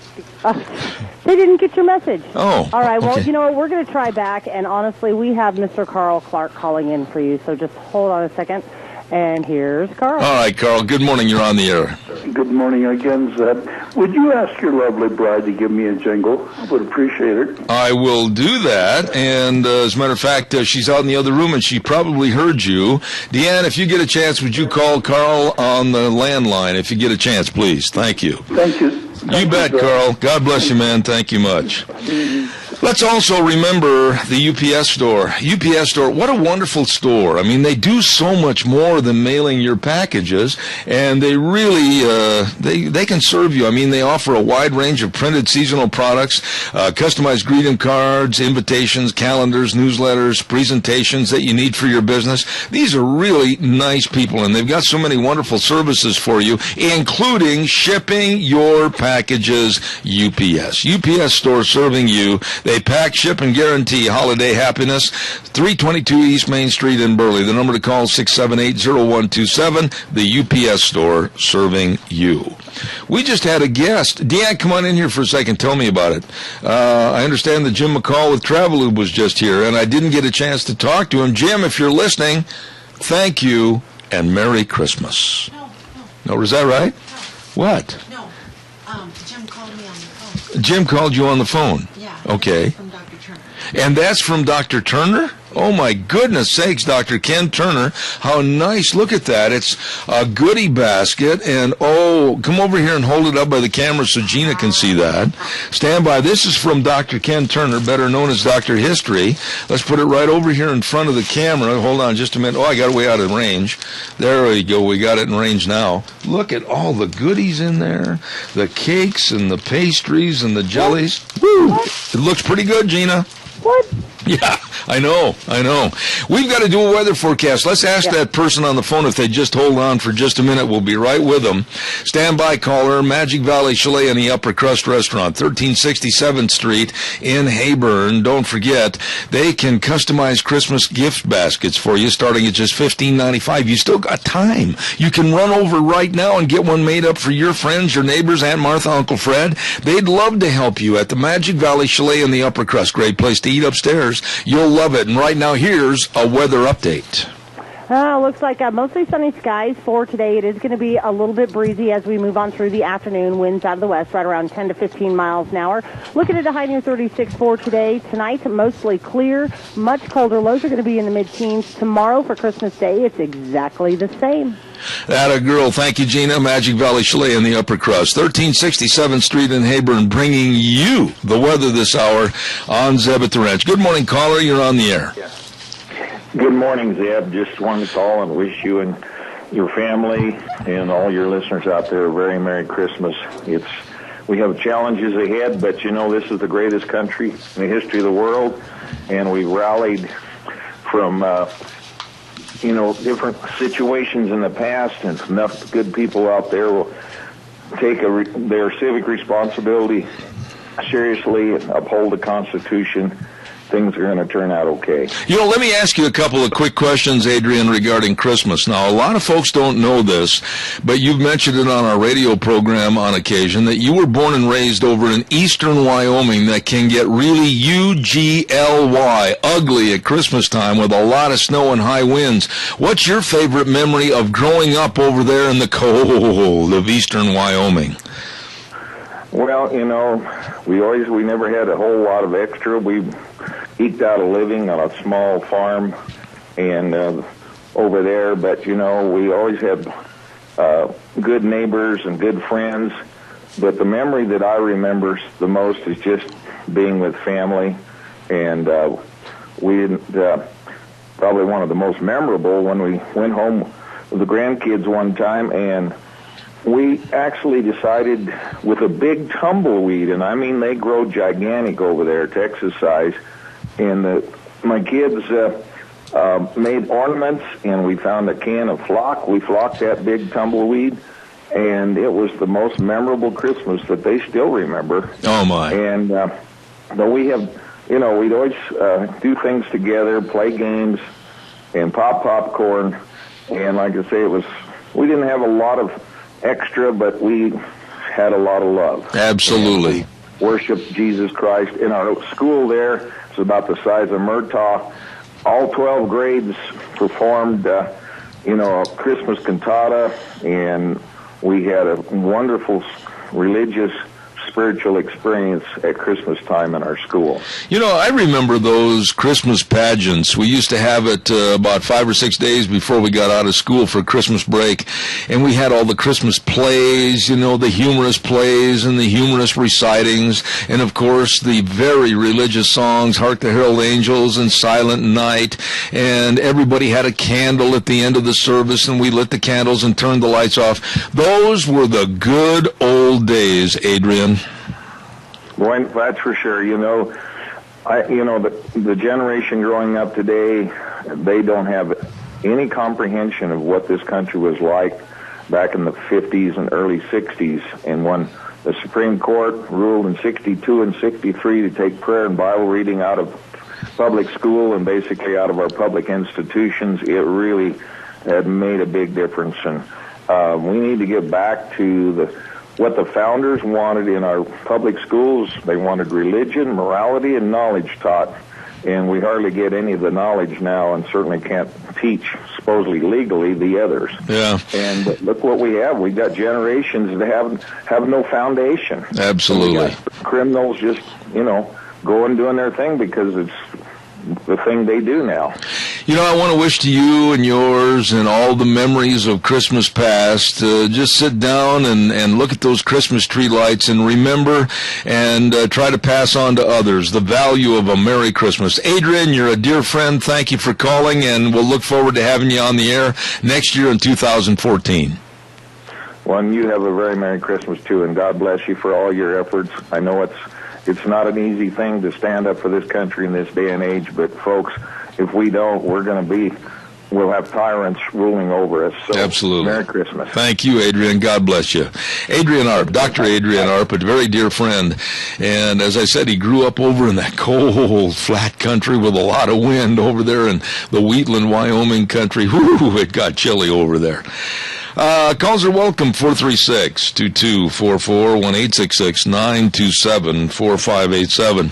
While I'm waiting for your phone call that I know is coming in, I want to also remind you about Berry Equipment and Rental. These are really good guys. As a matter of fact, I had a chance to talk to Eli the other day. Met him first up front and personal. Really a nice guy. Berry Equipment and Rental at two locations, 465 Addison Avenue West in Twin Falls, and also the new location at 159 West Highway 30 in Burley. Oh, boy. And they've got, here's their special. Listen to this, guys. This is a Bobcat 2012 S650 with a cab, heat, air conditioning, all the controls, fully loaded, everything, including with an 80-inch Bobcat heavy-duty bucket. They've only got 215 hours on this. And believe me, they're asking $39,950. What a steal. What a buy. You better call Nick or Eli. You can call them right now today. The number for Eli is 732-7368 or Nick at 678-7368. Berry Equipment and Rental. Twin Falls and Burley, wishing you and yours a very Merry Christmas. Let's see, I just had the dinger go off. Ed is on the phone. Well, that's an old dinger. Okay. I didn't ding you. No, I know. This phone sometimes dings for all the previous calls. I haven't asked you what your favorite Christmas memory is. I mean, is it the toys? Is it the food? Is it the family gathering? What is it? I think for me, it's being with family. My favorite Christmas memories are actually from a kid growing up in Elk River. Of course, lots of snow always in Elk River, and lots of fun, small little town atmosphere. And my favorite part of Christmas is when we were living with our grandma and grandpa, and all of our kids' rooms were upstairs. And then, of course, all of the gift activities were going on downstairs. Mm-hmm. Well, there was a vent. Remember those old vents? Oh, I do. Look through. Oh, yeah. Down to so we had this old vent that was right in the middle of the hallway. And all of us kids, we'd shut off all the lights, and we would be real quiet, and we'd open up the vent, and it would look right down into the living room onto the couch area. And so we could see what the adults were doing. And 9 times out of 10, they heard us, and they would look up and say, "All right, kids, go back to bed." And so, honestly, those were some of my fondest memories. You're just like me. I'm 66 years old. I'm an antique.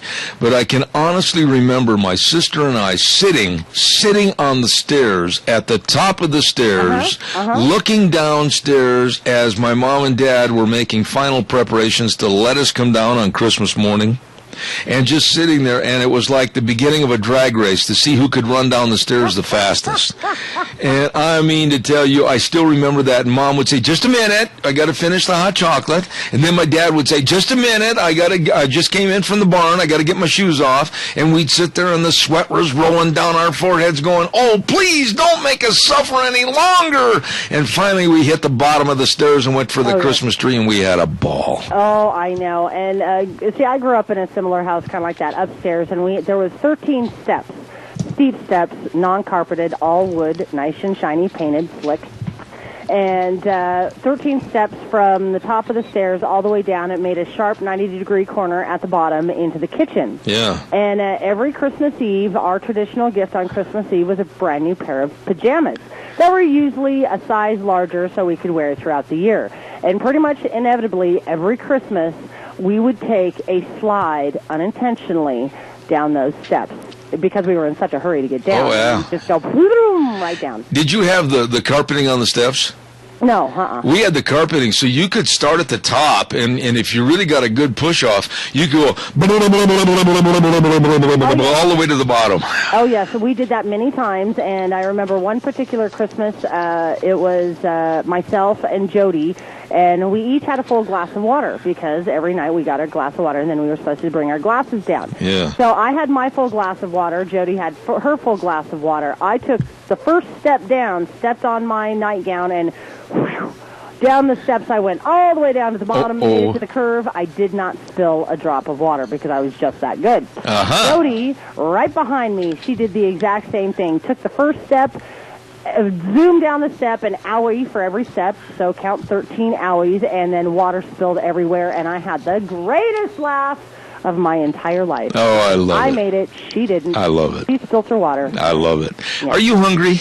I'm starving to death. Well, good. That leads me right in to talk about some great places to go eat when you're doing your last-second Christmas shopping. Okay. How about Taco Bandito at 2301 Overland in Burley? They've got the delicious homemade pumpkin empanadas with whipped cream. Oh, wow, they're great. You're going to love them with a tamalito burrito or a taco salad burrito. Taco Bandito, 2301 Overland in Burley, wishing you a very Merry Christmas. How about Burgers, etc.? 2 locations, 124 South Oneida in Rupert and 700 North Overland in Burley. Oh my goodness, they welcome everybody to stop in and enjoy the delicious food at both locations. Don't forget they got shrimp dinners on Sundays, finger steaks after 3 p.m., and eggnog and pumpkin shakes. It's delicious always at Burgers, etc. in Rupert and Burley. Don't forget Steve-O's, 290 South, 600 West of Hayburn. Oh, food made the way you like it. Delicious, and they've got gift certificates. There's a stocking stuffer idea. Make great Christmas presents, and they got hot homemade soup made fresh every day. Jalapeno burgers with lots of spicy peppers, great steaks, chicken, seafood, salads, everything at Steve-O's, 290 South, 600 West of Hayburn. And last but not least on our tour of great places to go with your last-minute Christmas shopping, AC Drive-In, 601 East Main in Burley. Oh, the famous Farmer Brown burgers, the ranch burgers, and, of course, any shake that you want, any kind of flavor, they can do it. Celebrating 55 years of serving the community, the AC Drive-In, 601 East Main in Burley, and they are just a few of the great places right there to go Christmas shopping and eating when you're starving to death. Stop in and see them today. I am. I am too, and we got just a minute. Now, next hour, we're going to have Dr. History, and we're going to do a little bit of the Christmas memories and that type of thing with him. And then the last hour, we're going to play a surprise on some more of our Christmas calls to some people that mean an awful lot to this program. And then we're going to wrap it up with, you know what I'd like to do at the very end is have Silent Night as we get ready for Christmas Eve. You got it. Okay. That happened for you. All right. To all of you out there that are driving, to all of you that are traveling on the interstates right now trying to get home home for Christmas and your families, please drive carefully. Drive carefully.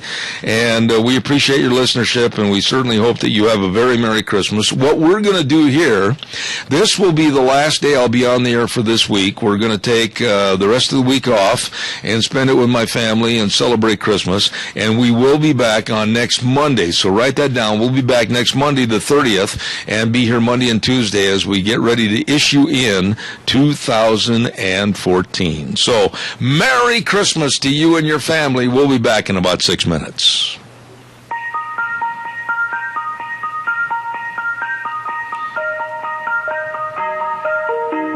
I love that music. It's Christmas time. I just love that sound. Thank you so much.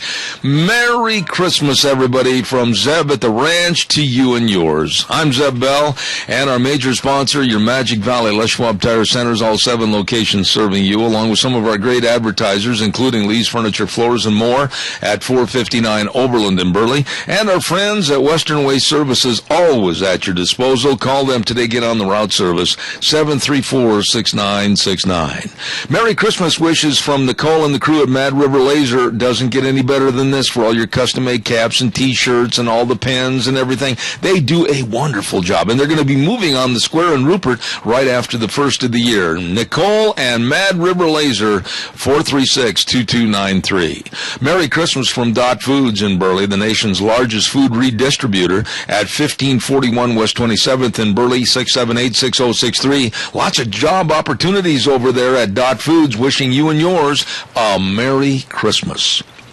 Also, Merry Christmas from Dixon Oil. Yes, they're located at 602 2nd. No, let's back up. 602 South 2nd Street in Rupert. Really nice people. For all your gas, heating oil, diesel, motor oil, antifreeze, lubes, everything. Daryl and the crew at Dixon Oil, wishing you a Merry Christmas. And let's not forget Barclay Mechanical, crane service, oh my, raising the standard for personalized and professional lifting services. Barclay Mechanical, 490 West, 100 South of Paul. Again, wishing you and yours a Merry Christmas. There's a gentleman on the phone with me right now that has been on this program for a long, long time. I almost think he's like my brother, and he introduced me to a lot of things in history stories and also how to eat maple bars with bacon. Ladies and gentlemen, here's the one, the only Dr. History, Dr. Ken Turner. Good morning. Good morning and Merry Christmas, Ab. God bless you, my dear friend. How are you? I'm just great. It's a great day to be alive. You know, I have right here on my desk a basket that was sent by you, and we just got it this morning. Thank you so much. That's very kind of you. Well, just a little something to say thank you, and hope you enjoy it. Well, you know it won't last long. Like the maple bars with bacon. Oh, boy. You know, today I thought maybe we'd talk a little bit about Christmas, and we just had a young man drop in to say, hello, Riley, how are you? Good to see you, my friend. Merry Christmas to you and your family. Oh, thank you. Riley Helms just dropped by. We're in our Dr. History segment, Riley, but I appreciate it very much, and God's blessings to you and your family. Stay warm, my friend. Thank you. We had a lot of nice people dropping by to say hello and everything, but Doc, let me ask you this. What's some of the memories that you remember and treasure from your family growing up? Okay, I'm going to start with last night. Oh, okay. I went to that Magic Philharmonic Orchestra, and they had choir, they had singers, just beautiful music that's, you know, from the talent right here in our community and at the King Fine Arts Center. Oh, my. And it was great. But, you know, growing up, I had six kids, 5 girls and 1 boy. But we had every Christmas Eve, we would reenact the birth of Christ. Now, having 5 daughters, it was hard to come up with... we had plenty of Marys. We didn't have a lot of Josephs and innkeepers. So, if you can picture this, my daughters all had pretty long hair. Okay. And being quite creative, they would pull their hair around and use a little something or other, to tie their hair in front so it looked like a beard and a mustache. Mm-hmm. A rubber band or something, I don't know. Okay. And so I had these daughters with beards and mustaches in their bathrobes, being Joseph and the innkeepers. And the youngest one, of course, was always the baby Jesus. And and baby Jesus didn't always like to stay in the cradle.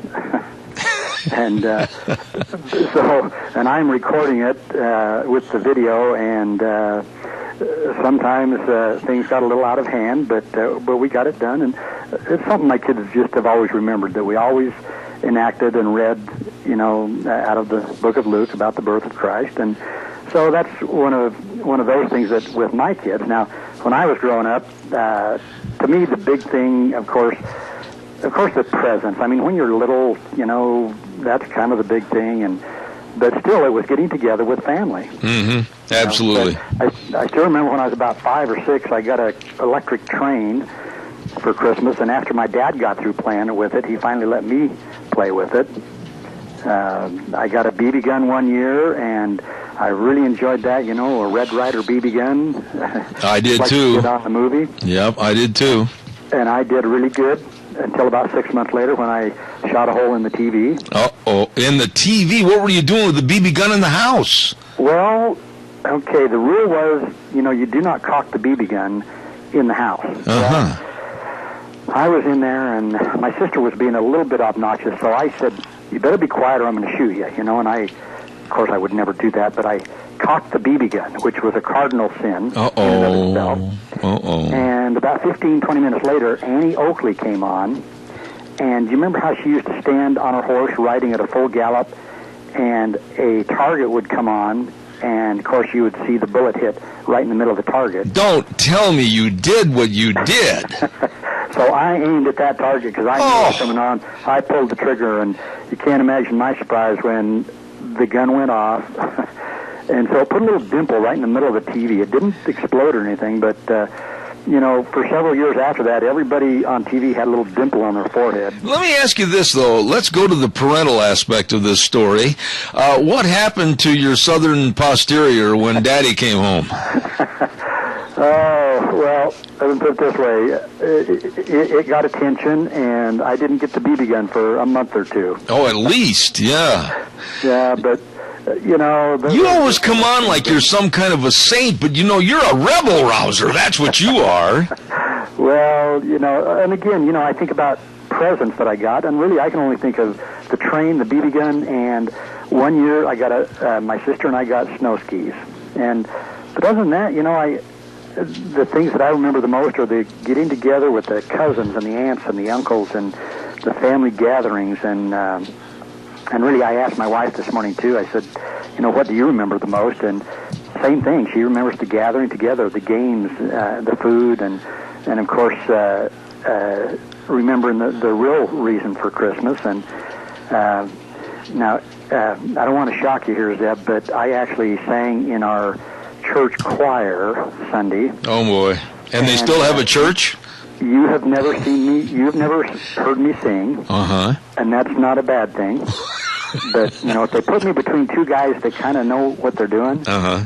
I sing good and loud, and mostly loud. Okay. But I love to sing, but I'm just not a great singer, but I love to sing the Christmas songs, and like I said, they put me right in the middle of all the men so that I wouldn't be too distracting. I had a great time the other night on the hayride. I had a chance to sing with Keith Ramsey, and of course, with his great voice, he covered up all my flaws, and we just had a ball on that hayride. Well, Keith just gets better with the years. I went to school with Keith. Uh-huh.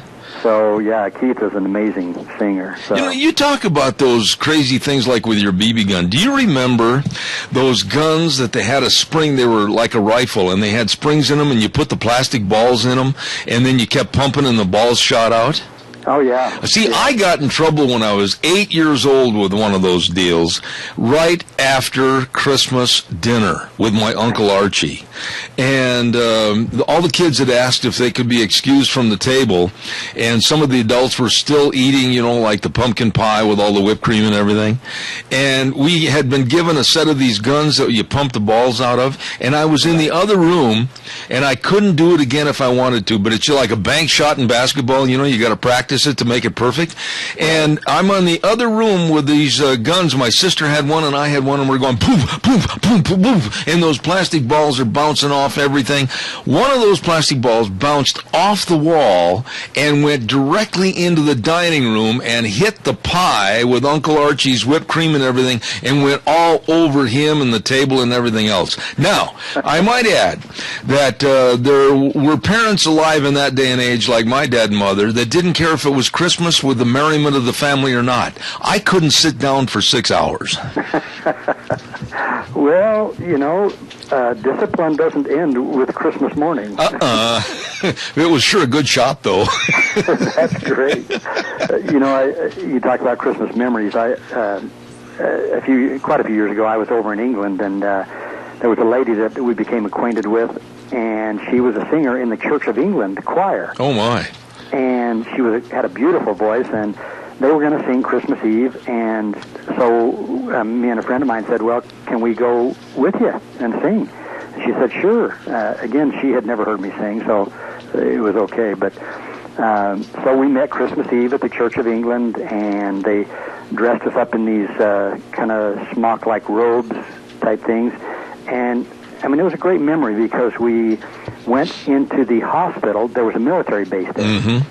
And we went into this military hospital where there was a lot of people that were having to spend Christmas Eve in this hospital, sick and one thing and another. And that just always has been a special memory for me to be able to go out on Christmas Eve and sing with this really a great choir. And so that's always been a special memory for me too. I remember, and I'm sure you do. Did you ever spend Christmas completely alone, away from any family whatsoever? Yes, I've had a couple of those. I remember the first one, and you never feel so melancholy in your life. You never feel so all alone. You never feel so tearful, let's be honest. And you never feel so absolutely like a little whipped puppy. It feels terrible when you go home on Christmas Eve to your apartment or wherever, and you're all by yourself, and you look at this scrawny little Christmas tree you got sitting on a table, and you turn the lights on, and you sit in the dark and go, oh, woe is me. When I was over there in England, my mom sent me a little care package, and one of the things I remember is she had some homemade chili that was canned, and she had put a special thing around it, a wrapping that said Mom's Homemade Chili. Mm-hmm. And man, did that taste good. Oh. And I had some wonderful dear friends back in those days. Bob and Mary Dean from south of Twin Falls. They were wonderful people, and I never will forget. They invited me that first Christmas Eve. I was all alone. They invited me out to their house for Christmas Eve, and I must have stayed there till 1 in the morning. I didn't want to go back to that apartment I had rented, and the next day I spent Christmas out there, and it made everything okay. But boy, that being alone for the first time away from your family, that is really something to go through. Well, it is, especially if you're close to your family, it's a struggle. It really is. Absolutely. What about the food? You're a guy that loves food. I'm sure that you probably had turkey and ham and all the salads and everything. Well, see, we actually had Christmas about the Saturday after Thanksgiving this year because it was our turn to have our kids for Christmas. Oh.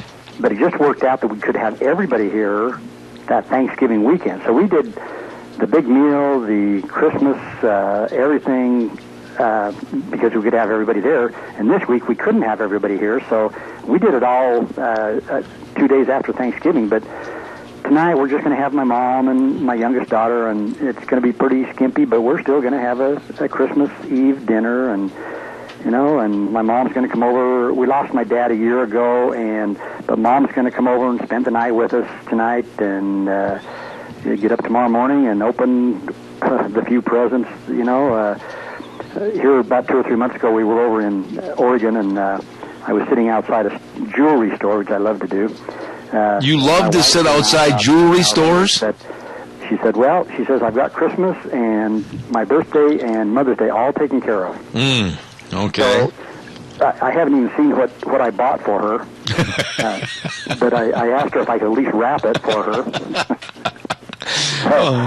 But I'm not much better. Here a couple of weeks ago, I've been looking for a good bandsaw for my shop, and I was up in Boise, and so I've got my Christmas too. Well, my wife is sitting right here in the studio, as a matter of fact, and I must be really careful about how I say this, but I had to ask for assistance this year in shopping for my lovely bride because, number one, my knees are completely gone until after I have the surgery, and I can't do a lot of walking around, and number two, if you really want to know the truth, it passed the buck to somebody else.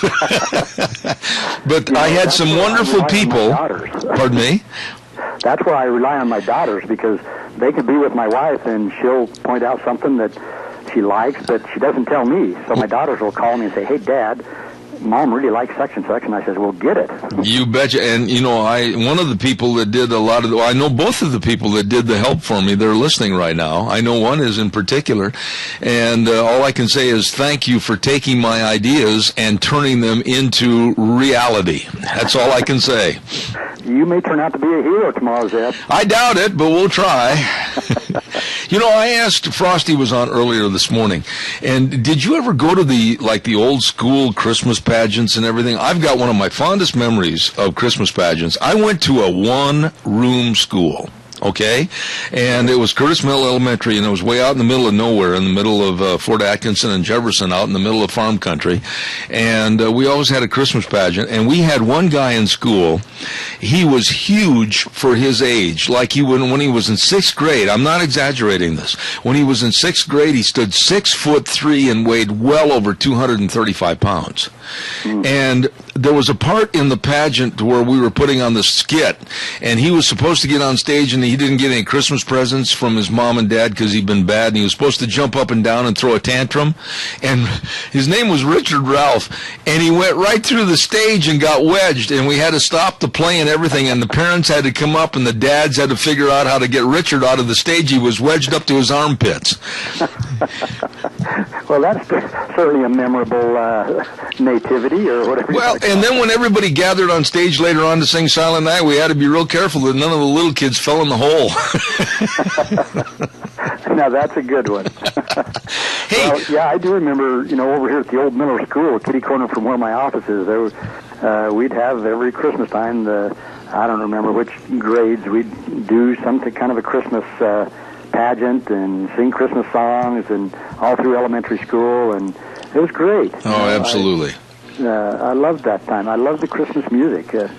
Like I say, even though I'm not much of a singer, I sing good and loud, and mostly loud. Well, let's do something that is going to put us all in the spirit of the real meaning of the season, and that's the birth of Jesus Christ. Okay. And here's what I'm going to do. I'm going to turn it over to you to read Luke and the birthday story of Jesus and Christmas.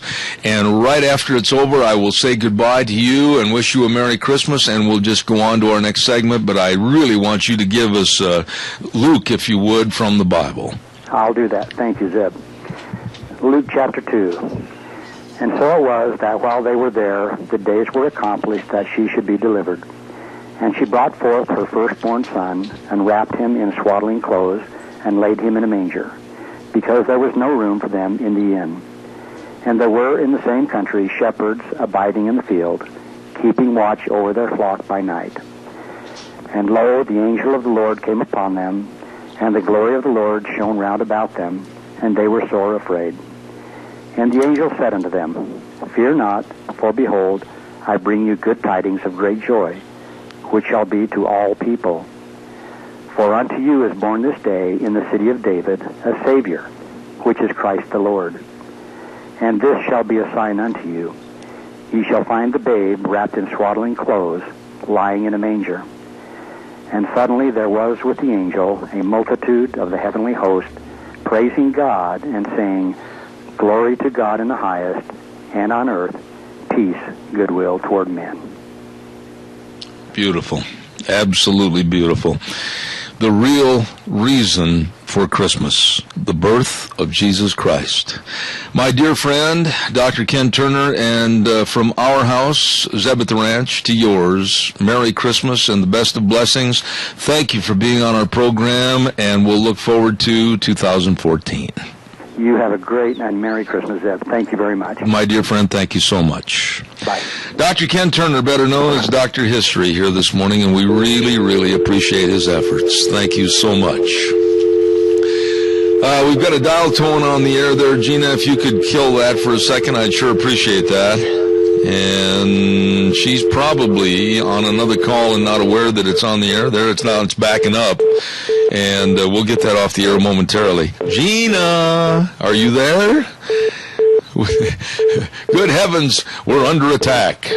There she got it. Thank you, Gina. Appreciate that.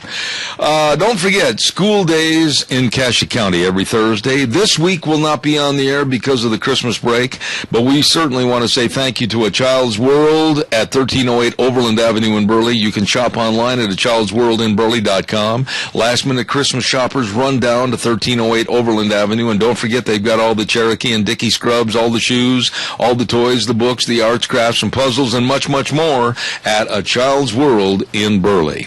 And also the other sponsor for our school days in Cassia County, Ambulatory Surgery Center, 1344 Highland Avenue in Burley. For over 14 years, the Ambulatory Surgery Center of Burley has saved area families thousands and thousands of dollars and received outstanding medical care. Please call the number 677-8888, 677-8888 for the doctors to bring your patients to the Ambulatory Surgery Center to give them outstanding care and save money.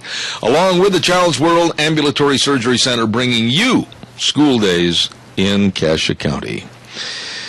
Let's check with Gina and see if everything's okay at the station. I think we caught you. We got you. Well, you did catch me. Somebody was asking a technical question, so I had to go and check on it, and that's when... No, don't worry about it. That just added to the flavor. I said you were just backing up.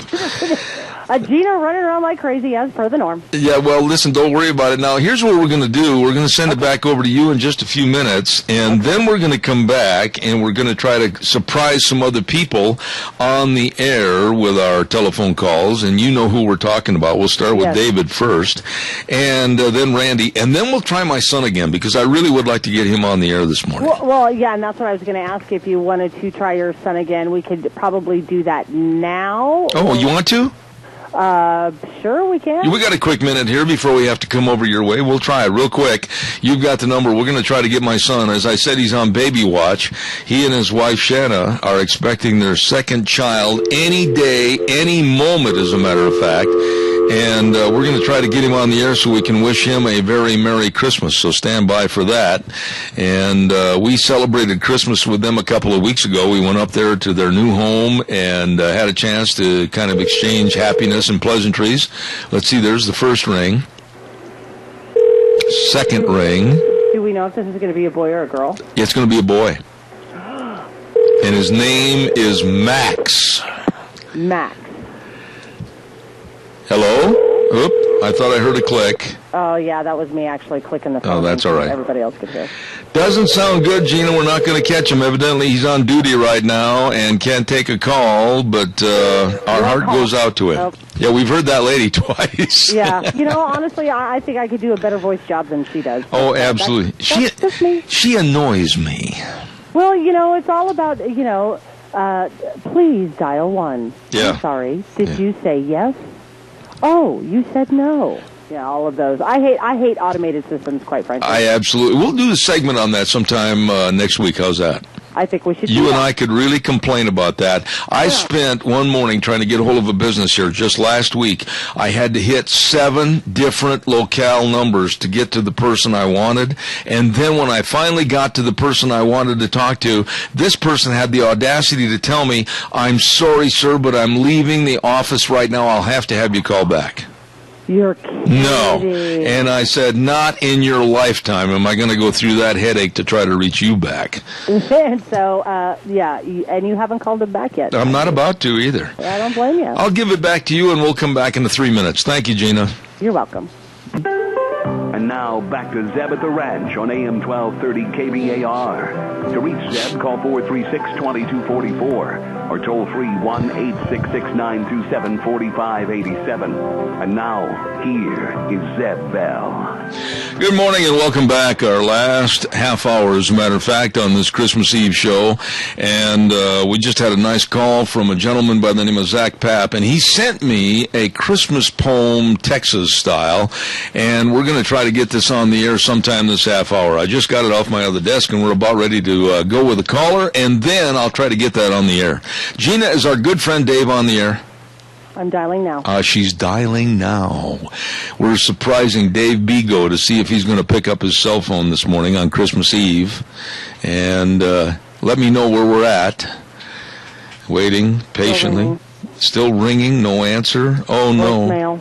Oh, no, voicemail. You let's see. I'll have Deanne try to get you another number. How's that? Okay. All right, we'll try another number.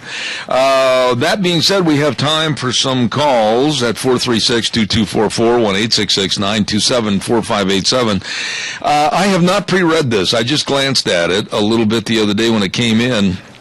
And try to get Gina Dave's home phone. I gave her the cell phone. And we're going to try to read this, and we have a caller coming in with a question first. Good morning, caller. You're on the air. Good morning, Zeb. Yes, sir. Yeah, I just wanted to say Merry Christmas to you and to everyone else. And have a Happy New Year, Zeb. God bless you, my dear friend. You've been a mainstay of our lunch bunch and a caller on this program for many years. Rod, thanks so much. We appreciate it. And right back at you, to your folks, family, and all your friends. Thank you so much. Merry Christmas. Yep, and to those who want to whitewash Christmas, they can just take it somewhere else, because we're not going to do that. All right, buddy. Thank you so much. Appreciate you, Roddy. Thanks. Catch you later. You bet. Merry Christmas. Caller, good morning. You're on the air. Merry Christmas, Zeb. That's probably the last time you're going to hear that from me this year. Well, I hope not. I mean, I think we should give Christmas blessings and greetings to everybody all around the year, whether it's July or April or whatever. Jerry, Merry Christmas to you and your family. You have done so much for the community and been so nice to us. We really appreciate it. Well, boy, I've had a morning this morning. I've been teaching. Uh-oh. I've got a 6-year-old granddaughter. I've been teaching her how to do pie crust. She just did 20 of them by herself. Oh, my good. 20 pie crusts? Yep. Well, that's our first half. Oh, my goodness The other sakes. half tonight. Okay. Well, enjoy, and I certainly hope you get to eat some of the fixins after they're all finalized. So I don't need them. I'm too fat and ugly already. Well, I hope somebody else enjoys them. I can relate to that, That's the part that makes me happy. It's Christmas time. You got to have a lot of fun and eat some great food. Jerry, again, God bless you, and thanks for calling in. We appreciate it. Merry Christmas. Yes, praise the Lord, and may the Lord bless you and your whole audience and all the rest of you out there in happy Christmas land. Let's have a merry, merry, merry Christmas. All right, Jerry, thank you so much. Appreciate it. Always appreciate your calls. Thank you. I'm going to try to read this poem. I haven't had a chance to pre-read it, so if I make some flubs, you'll understand. But it's called The Night Before Christmas, Texas Style. 'Twas Christmas Eve in Texas when all across the ranch not one critter was stirring, not even a branch. The boot socks were hung from barbed wire with care in hopes that the tops this year would not tear. The kids were all tucked up like cows in a shed while dreaming of baked goods like cookies and bread. Mom hung up her Stetson by my worn resistol, took off boots, jeans, and belts, then in bed we did fall. When out of the barn there was all sorts of clanging. We jumped up right quick to see what was a-banging. Grabbed up our rifles and dressed quick like hustlers, grabbed ammo and shotgun cases. It was rustlers. Moon glow on the tin roof shine by sand blowing hard, gave enough light for seeing and showed the farmyard. We-uns concluded that we was a-seeing things like an old worn-out stagecoach pulled by 8 green-broke Mustangs. With a great big old driver who held a tight rein, we sure knew right quickly it must be John Wayne. Much faster than bullets his horses sure came. Still he whistled and shouted and yelled out each name. Now Pitchfork, now Pickup, now Chisholm and Dallas, on Hay Bale, on Hairball, on Lone Star in Texas.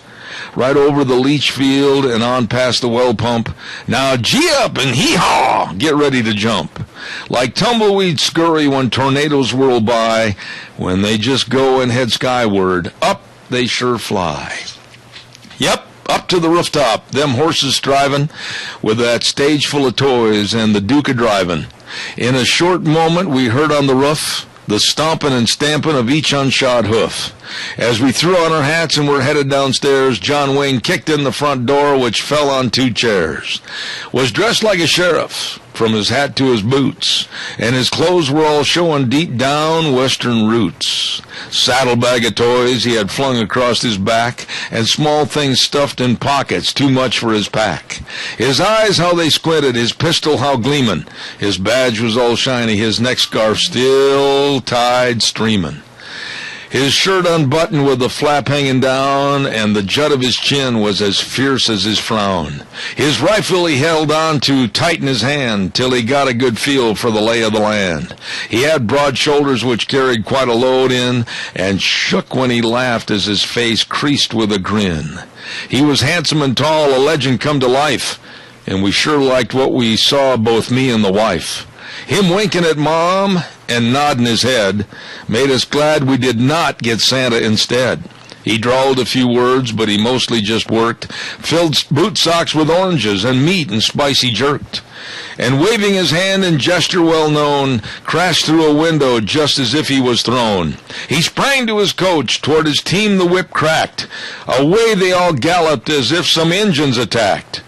But we all heard him shout as he started to go, "Howdy, partner! All y'all saddle up, wagons ho!" And that is a Texas Christmas. I've got Dave on the phone for you. All right, thank you, Gina. And right now we're going to say a surprise good morning to one of my dearest friends back in Indianapolis, Indiana. Merry Christmas, Dave Bego. How are you? I'm great, Zeb. Merry Christmas to you, too.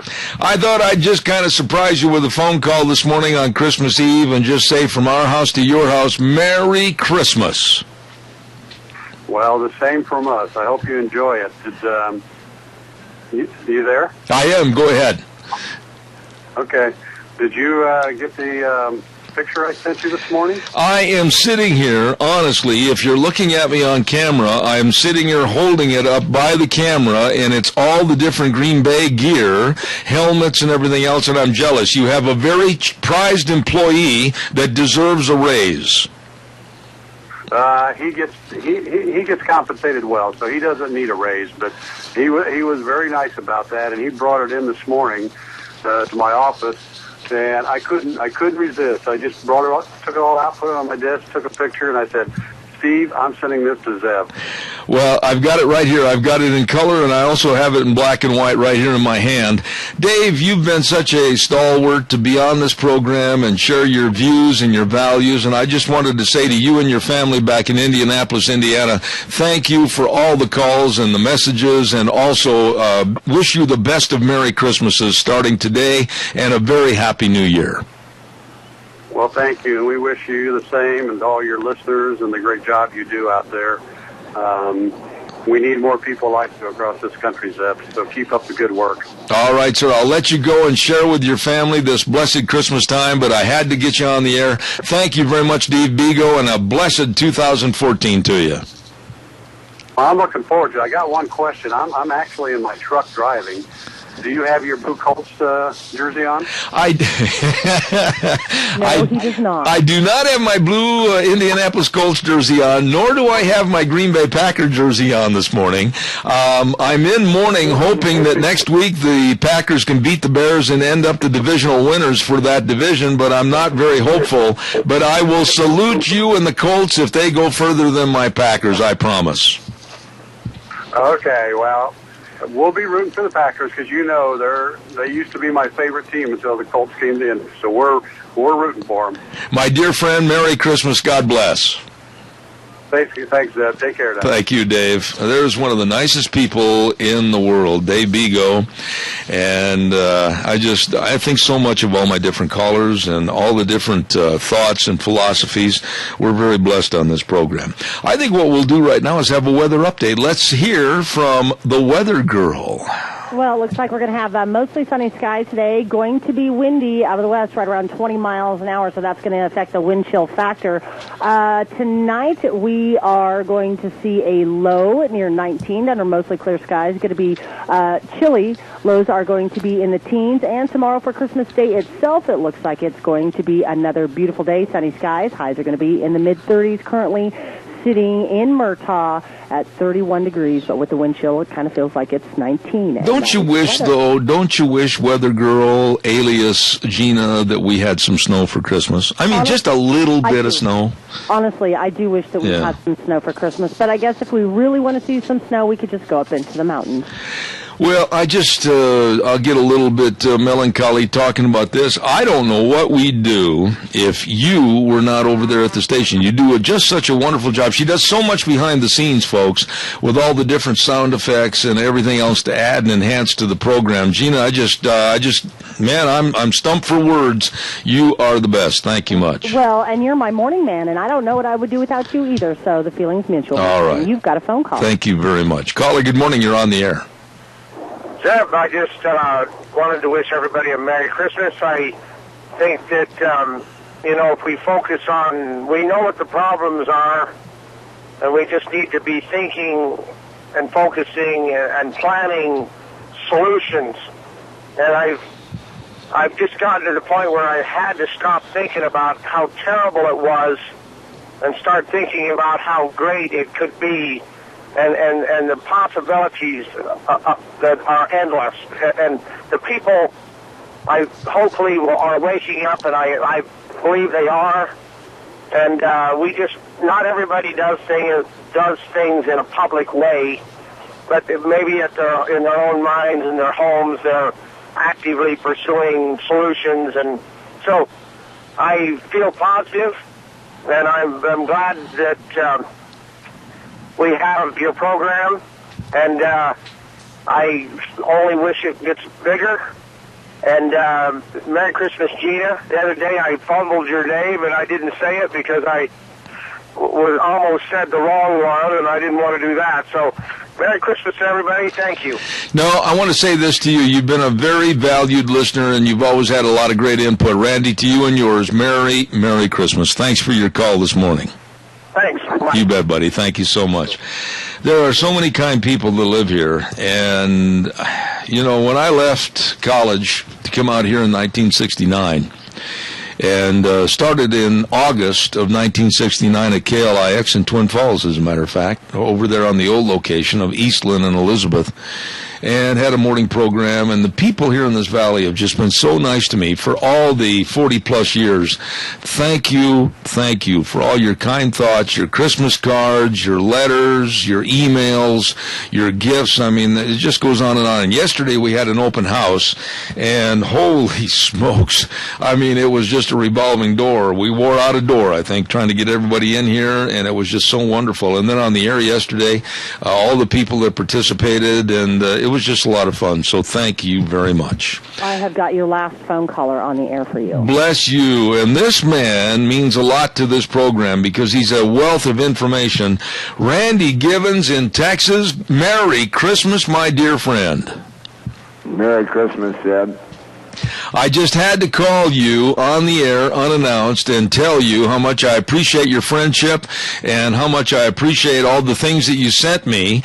And I just want to let you know that you're the top of the ladder, my friend. We thank you so much for everything. Well, thanks, Zeb, and thank you for your crusading and trying to keep Americans informed on what's going on. And I hope y'all up there in the north have a Merry Christmas. Randy, you just sent me something this morning. I just came across my desk. My wife just had it pulled off the internet, and I'll let you elaborate a little bit on it. I've said all morning and for weeks, as a matter of fact, leading up to Christmas, that we as Christians have got to become more vocal to save Christmas if it's going to be saved. And you have another example of the military saying to the Army that soldiers can't say Christmas. What's this story all about? Give us a short synopsis, if you would, please. There's an outfit under the Department of Defense, not Department of the Army, but it's the Defense Equal Opportunity Management Institute. and I'm not exactly sure how the graduates are fielded, but in this case in Mississippi, there was an installation that was going to have a Christmas basketball tournament or something like that. And the representative or graduate from this outfit, DEOMI, told the command is that they should not call it a Christmas basketball event, that they should call it a holiday event because it might offend some people who didn't believe in Christmas. Oh, dear. And this is just another part of the puzzle that's coming together to eliminate Christmas altogether, isn't it, Randy? It sure sounds like it, Zeb. It's political correctness run amok. You know, it's to the point, Randy, that when you hear people saying, well, you can't say Christmas, you can't say the word Jesus. We had a story come across our desk this morning about students down in your home state of Texas that had made Christmas cards for veterans at a hospital that said, Merry Christmas and God bless you, we love you. They wouldn't be delivered by the VA because they were considered too right-wing Christian. I mean, what's going on in this world, Randy? It's people who allow that stuff to continue. That's the bottom line. In Texas, we passed a law, or our legislature did this year, that says Christmas is legal in the schools. Meaning is that it would be illegal, I guess, for a school district to try and say, hey, you can't say Christmas. Or at least to bolster the school districts in saying, hey, wait a minute, it is legal, nobody can tell us not to. And that's hopefully a model for all the other states to follow. After all, it is a federal holiday since about 1870. Absolutely. And you notice that all of those people that complain about it don't mind taking the day off with pay from their federal job. Absolutely. Randy, again, from our house to yours, way down there in the Lone Star State of Texas, I want to wish you the very best going through Christmas into 2014, and blessings to you, and I'll look forward to having you back on the program. Thanks for everything you do and everything you send me. Merry Christmas. Merry Christmas to y'all. Stay warm. All right, sir. God bless you. Dear friend down in Texas, Randy Gibbons, and I certainly appreciate all of his information that's going on. He's a teacher, a professor down in Texas, and we certainly appreciate all of his help. Let's not forget our friends at our major sponsor, your Magic Valley Les Schwab Tire Centers. Oh, boy, all 7 locations, they're serving you with the best in tires. The best in tires, all the winter traction tires, all the tires pinned for studs. They've got them all for your cars, SUVs, pickups. Stop in and check them out today. And don't forget to all the batteries if you're going over to Grandma's house. Don't forget the snow chains if they live up north in the snow or back in the Midwest. Woo, we're getting hit back there. Best brake value promise in the industry. Oh, I'm telling you, the list goes on and on. Service reigns supreme for you and safe driving with your Magic Valley Les Schwab Tire Centers. Lane and Rupert, Dave on Blue Lakes and Twin, Mike and Buell, Mike and Jerome, the Twist family in Paul, John on Pauline and Twin Falls, and Randy on Oberlin and Burley. They all wish you a very Merry Christmas. Wow, Gina, we're just about done on Christmas Eve, and I know you're going to have a lot of fun with Kennedy. You had a story you wanted to relate earlier. We've got time right now. Okay. Well, this really touched my heart. There is a very special gentleman within our listening audience who went above and beyond last night, and he had scheduled an appointment with my little boy. My little boy did not know this. Santa came to our house unannounced last night and had a little conversation with Kennedy, asked him if he was being a good little boy and if he was helping me and, just doing all of the things that Kennedy should have been doing. And, of course, you should have seen the smile on my son's face when Santa arrived. And so they had their little exchange, and of course Santa had to go because Santa's a very busy guy, and he took special time out of his schedule to visit with Kennedy. So when Santa left last night, the one thing that will stick in my mind is the look on my son's face when Santa left. It was priceless. that is a gift that you can never, ever buy. I don't care how many material things you can buy your child, but a memory like that will last forever. And so to this particular special person, and I'm going to call him out on the air, and it was George Mapp. I know. And it just warmed my heart. It made me so happy, and it allowed me to give something to my son that my mom gave to me years ago, and that was the memory of Santa coming to my house when I was 6 years old and visiting me. And actually, it was at that year I actually got a puppy for Christmas. Oh, and of course, that was a puppy that I kept until we had to put him down.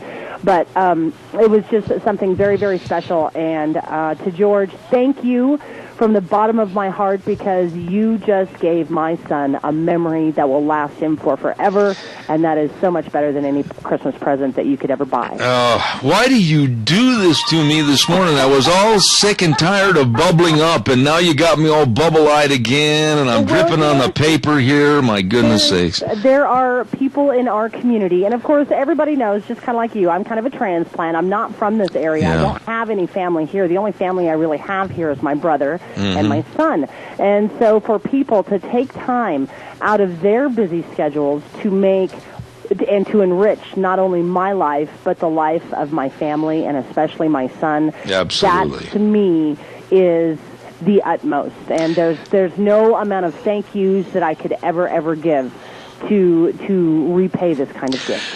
There's one person I haven't thanked, because I know I'm going to probably bubble up again, and that's my lovely wife, Deanne, for all she does. I mean, she just goes overboard in serving others and making sure that they enjoy themselves, they have the best of food, they have the best of memories, and I say God's blessings to her.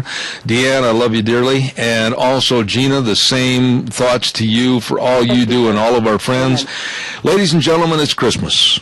It is. Christmas 2013. God bless you and your family, and Gina, to have a wonderful week. I think right now, fittingly, the song Silent Night would be the best way to wrap up the program for this week. And again, to all, Merry Christmas. Merry Christmas, Deb.